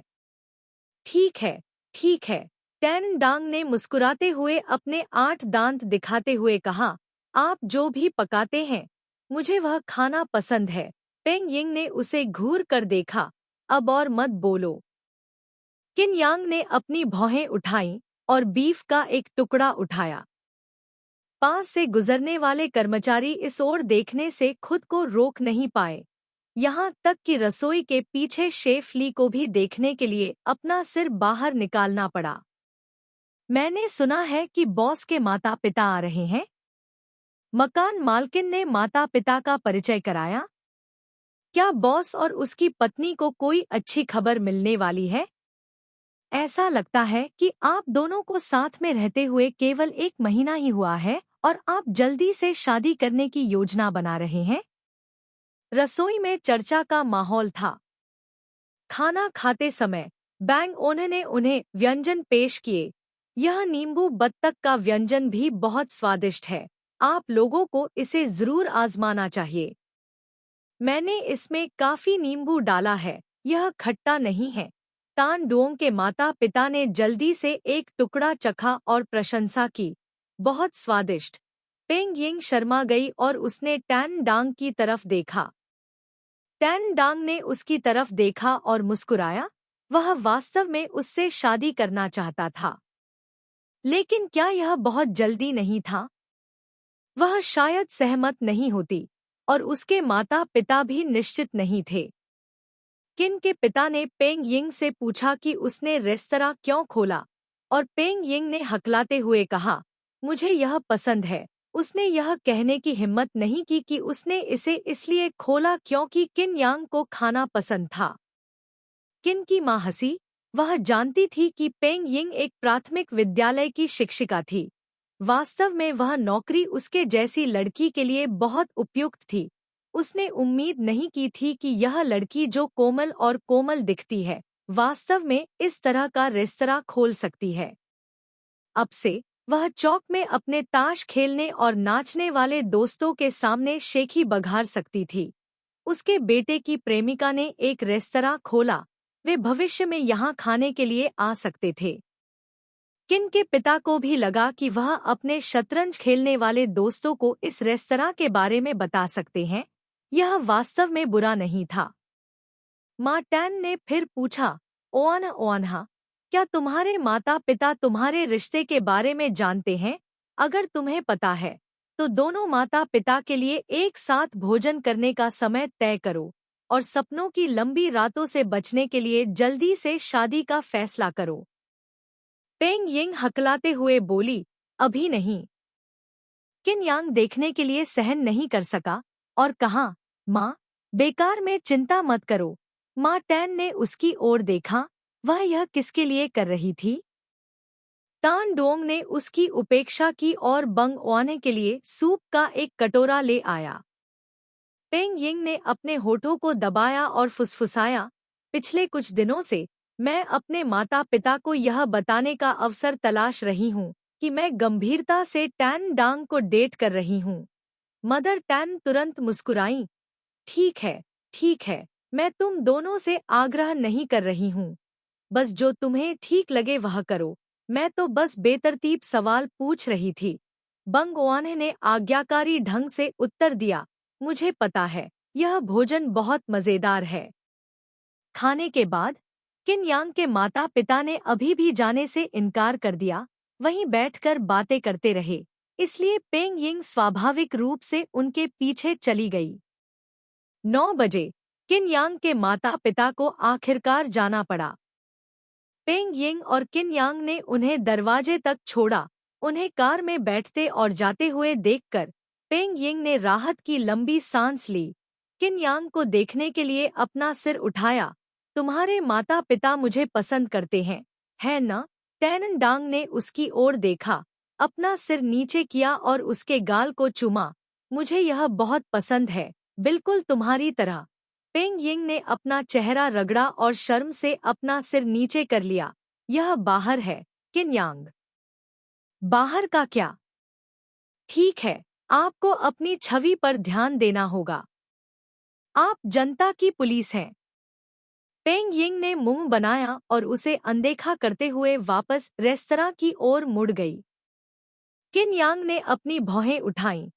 उसकी गर्लफ्रेंड का मूड आज बहुत अनिश्चित लग रहा था। रेस्तरां खाली था। कर्मचारी हंसे और चिढ़ाते हुए कहा, बॉस, आप और बॉस पहले ही माता पिता से अपना परिचय दे चुके हैं, इसलिए जल्द ही टोस्ट होगा, है ना? पेंग यिंग शर्मा गई। सभी लोग बकवास मत करो। टैन डांग अंदर आया और उसने सुना। उसने पीछे से उसके कंधों को गले लगाया, उसे अपनी बाहों में खींच लिया। जल्द ही, जब समय आएगा, मैं जश्न मनाने के लिए सभी को पीने के लिए आमंत्रित करूंगा। पेंग यिंग का चेहरा और भी लाल हो गया।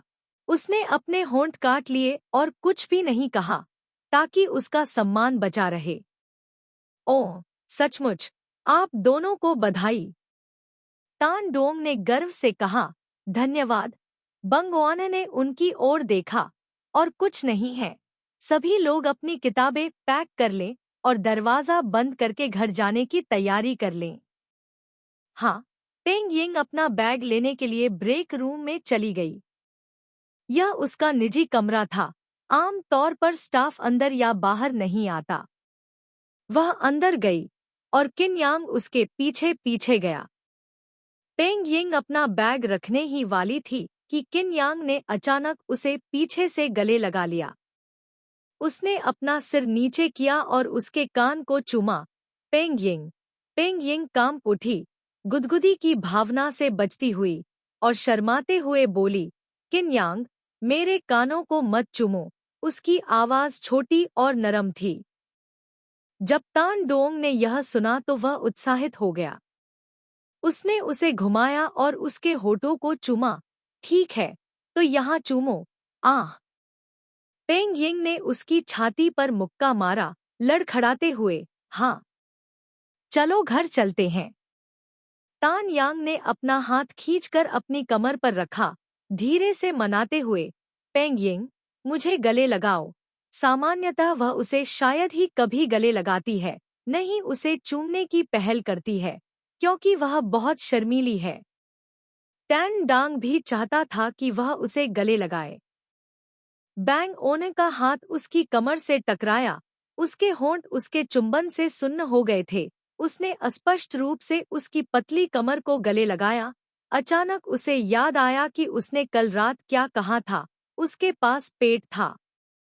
मार्च के अंत में मौसम काफी गर्म था। उसने सिर्फ एक पतली काली लंबी आस्तीन वाली टी शर्ट पहन रखी थी। उसका शरीर जल रहा था। हर मांसपेशी सख्त थी। उसने सोचा, यह उसके पेट की वजह से होगा।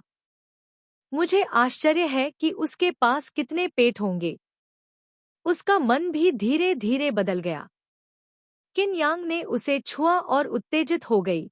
उसके दिमाग में वह छवि घूम गई जो उसने पहले गलती से देखी थी।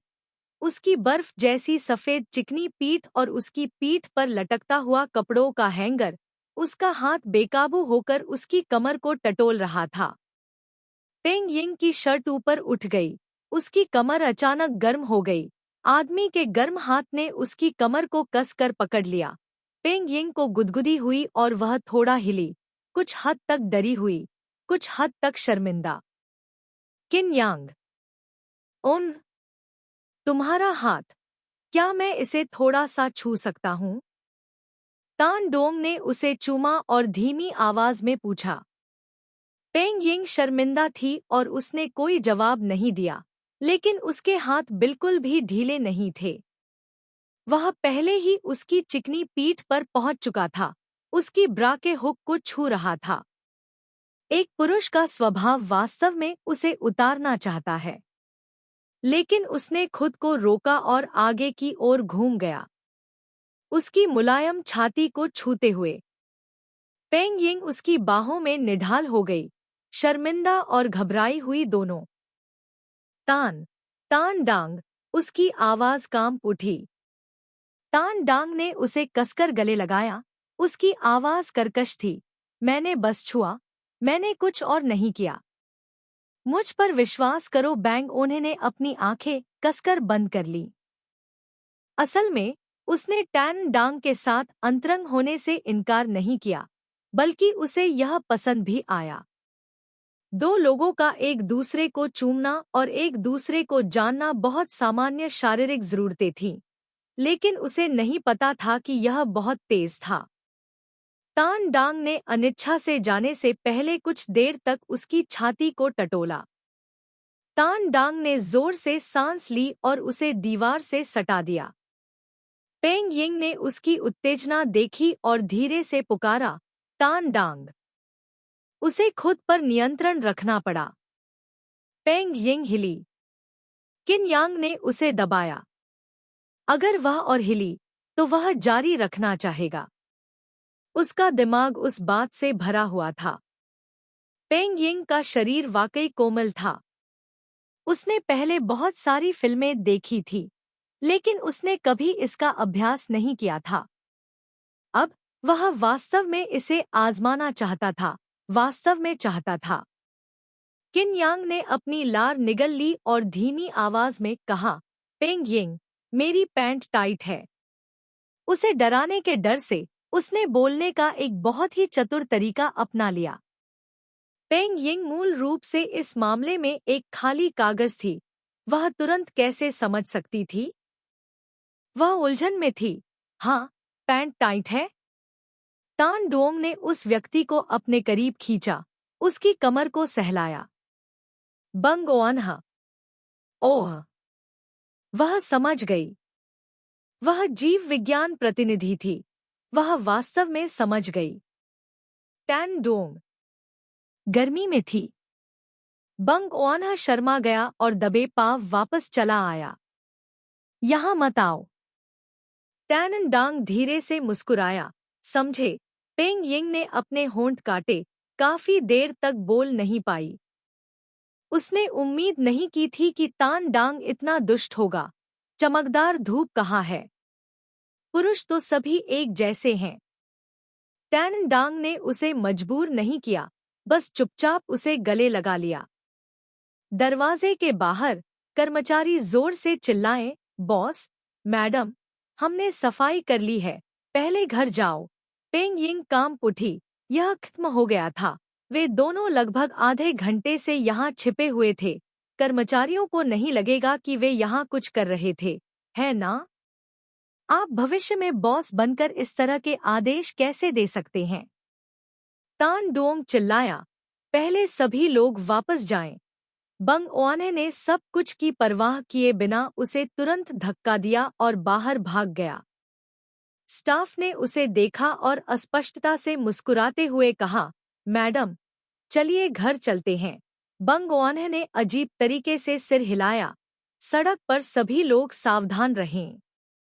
तान डोंग ने उसका बैग उठाया और उसके पीछे खड़ा हो गया।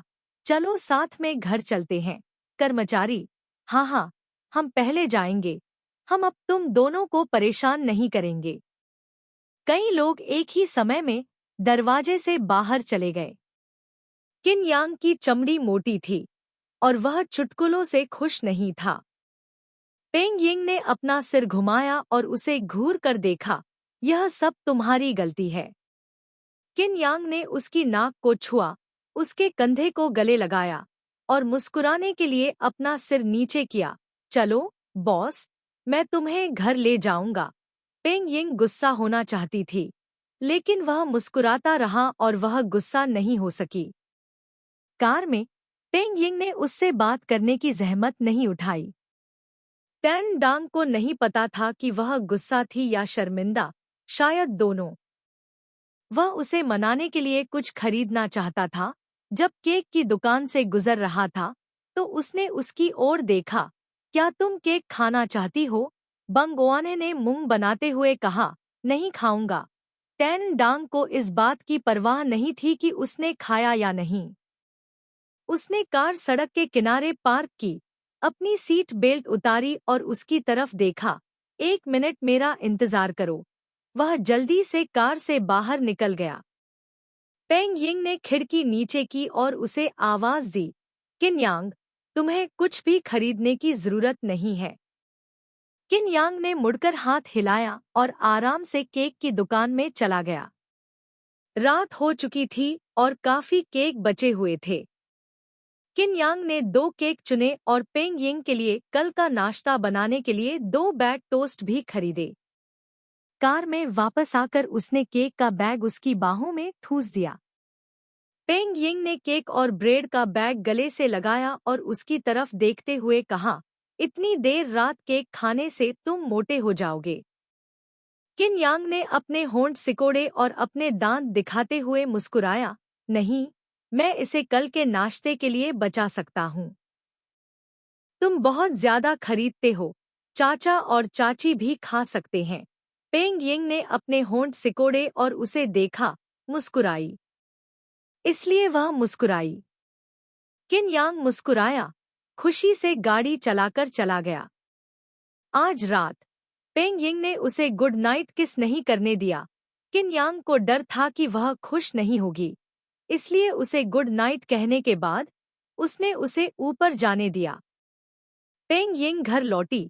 उसके माता पिता अभी भी सोए नहीं थे।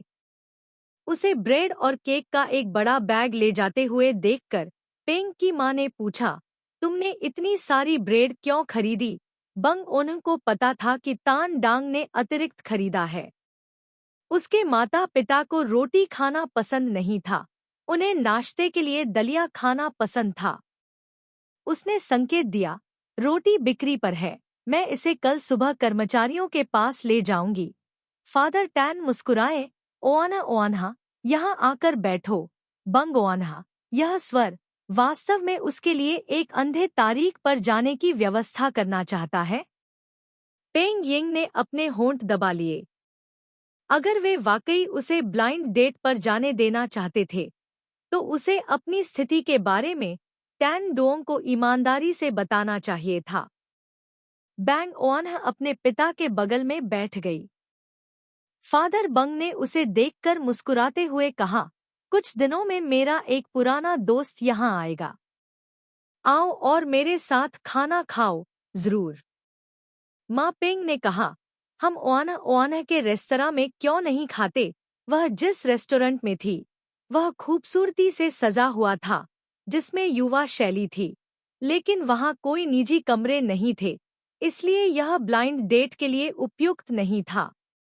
जब तक दूसरा पक्ष अनुरोध नहीं करता, वे आम तौर पर वहां खाने के लिए नहीं जाते। पेंग यिंग घबरा गई और उसने ईमानदारी से पूछा, माँ और पिताजी, क्या आप मेरे लिए फिर से ब्लाइंड डेट पर जाने की व्यवस्था करने की योजना बना रहे हैं? फादर बैंग ने हाथ हिलाकर कहा, नहीं, बस मेरे साथ खाना खाने जा रहे हैं। माँ पेंग, हाँ, हाँ, मैं भी जा रही हूँ। अभी भी इसे स्वीकार नहीं कर रहा हूँ। हुम्फ, मुझे सब पता है। बैंग ओने ने मुंह बनाया, अचानक बुदबुदाया, पापा, माँ, मैं आपसे कुछ कहना चाहता हूँ। मेरा एक बॉयफ्रेंड है। पिंग के माता पिता दोनों दंग रह गए और उसकी ओर देखने लगे। तुमने क्या कहा? पेंग यिंग ने उनकी ओर देखा और गंभीरता से कहा, मेरा एक बॉयफ्रेंड है। 1 महीने से भी अधिक समय पहले। यह सही है। वह और टैन डांग एक दूसरे को 1 महीने से अधिक समय से जानते हैं। उनकी भावनाएं बेहतर से बेहतर, अधिक से अधिक घनिष्ठ होती जा रही हैं। वह महसूस कर सकती थी कि किन यांग उसे और भी ज्यादा पसंद करने लगा है। डेटिंग और शादी करना कोई समस्या नहीं होगी, जब तक उसके माता पिता सहमत हों। पेंग यिंग के माता पिता लंबे समय तक स्तब्ध थे। उनकी बेटी बहुत शर्मीली और अंतर्मुखी थी। उन्हें लगा कि उनकी मदद के बिना वह किसी के साथ डेट नहीं कर पाएगी। थोड़ी देर बाद पेंग के पिता शांत हो गए और खांसते हुए बोले, क्या यह हमारे शहर का कोई व्यक्ति है? बंगवाने ने शर्माते हुए सिर हिलाया। हाँ, वह मेरा हाई स्कूल का सहपाठी है, जिसका नाम टैन डांग है। तान डांग हो? फादर पेंग ने धीरे से कहा, बहुत प्रभावित नहीं हुए। उन्हें केवल ल्यूक थोई मियाँ और तू खिएन याद थे। वे दोनों लड़के बुरे नहीं थे, खासकर ल्यूक थोई मियाँ। उसके ग्रेड हमेशा सबसे ऊपर होते थे। वह क्या करता है? आपराधिक पुलिस टीम का उप कप्तान। पेंग यिंग ने कहा, वह बहुत अच्छे हैं। फादर पेंग ने अपनी जीभ चटकाई। आपराधिक पुलिस, यह काम खतरनाक है। पेंग ओआनह ने तुरंत कहा, नहीं, वह बहुत सावधान है। माँ पेंग ने अपनी बेटी की ओर देखा और अपना सिर हिलाया। इससे पहले मैंने उच्च वेतन वाली कई अच्छी नौकरियों के बारे में बताया था, लेकिन तुमने मना कर दिया। मुझे एक आपराधिक पुलिस अधिकारी मिला। यह कठिन और खतरनाक दोनों था। अगर वह ड्यूटी पर चला गया और तुम घर पर अकेली रह गई, तो मैं कैसे सहज महसूस कर सकती थी? पेंग यिंग ने अपने होठों को सिकोड़ते हुए कहा, मुझे परवाह नहीं है, मुझे केवल वह पसंद है। यह कहते हुए उसका चेहरा लाल हो गया। बंग के माता पिता एक दूसरे की ओर देखने लगे। मैं अब ब्लाइंड डेट पर नहीं जाऊंगी। किसी को मत बताना कि मेरा कोई बॉयफ्रेंड नहीं है, ताकि कोई मुझे किसी और से न मिलवा दे। हो सकता है कि टैन डोंग उन लोगों जितना अच्छा न हो जिन्हें उसके माता पिता ने उससे मिलवाया था, लेकिन वह उसके साथ बहुत अच्छा व्यवहार करता है, वास्तव में अच्छा। और इसके अलावा सबसे महत्वपूर्ण बात यह है कि वह उसे पसंद करती है। बड़ी बेटी की शादी हो रही है, मदर बंग ने कहा। कोई आश्चर्य नहीं कि उनकी बेटी हाल ही में देर से घर आई। पता चला कि वह प्यार में थी। उसे लगा कि वह रेस्तरां के काम में व्यस्त है। पिता पिंग ने भी आह भरी, किसी दिन उसे खाने के लिए बुलाओ। मुझे देखने दो कि वह किस तरह का व्यक्ति है। उनके परिवार की स्थिति खराब नहीं है, दूसरे पक्ष की स्थिति भी बहुत खराब नहीं है। कम से कम उसके पास घर, कार, पर्याप्त भोजन और गर्म कपड़े तो होने चाहिए। सबसे महत्वपूर्ण बात है चरित्र। पेंग ओने ने जल्दी से कहा, हाँ, मैं उसे बता दूंगा। बैंग ओने के नहाने के बाद उसे टैन डोंग का एक टेक्स्ट मैसेज मिला, जिसमें लिखा था कि वह घर आ गया है। उसने अपने होंठ काटे और बिस्तर पर बैठ गई, अपने तकिए को गले लगाया और उसे एक टेक्स्ट मैसेज भेजा। टैन डोंग, मेरे माता पिता ने तुम्हें रात के खाने के लिए मेरे घर आने के लिए कहा था।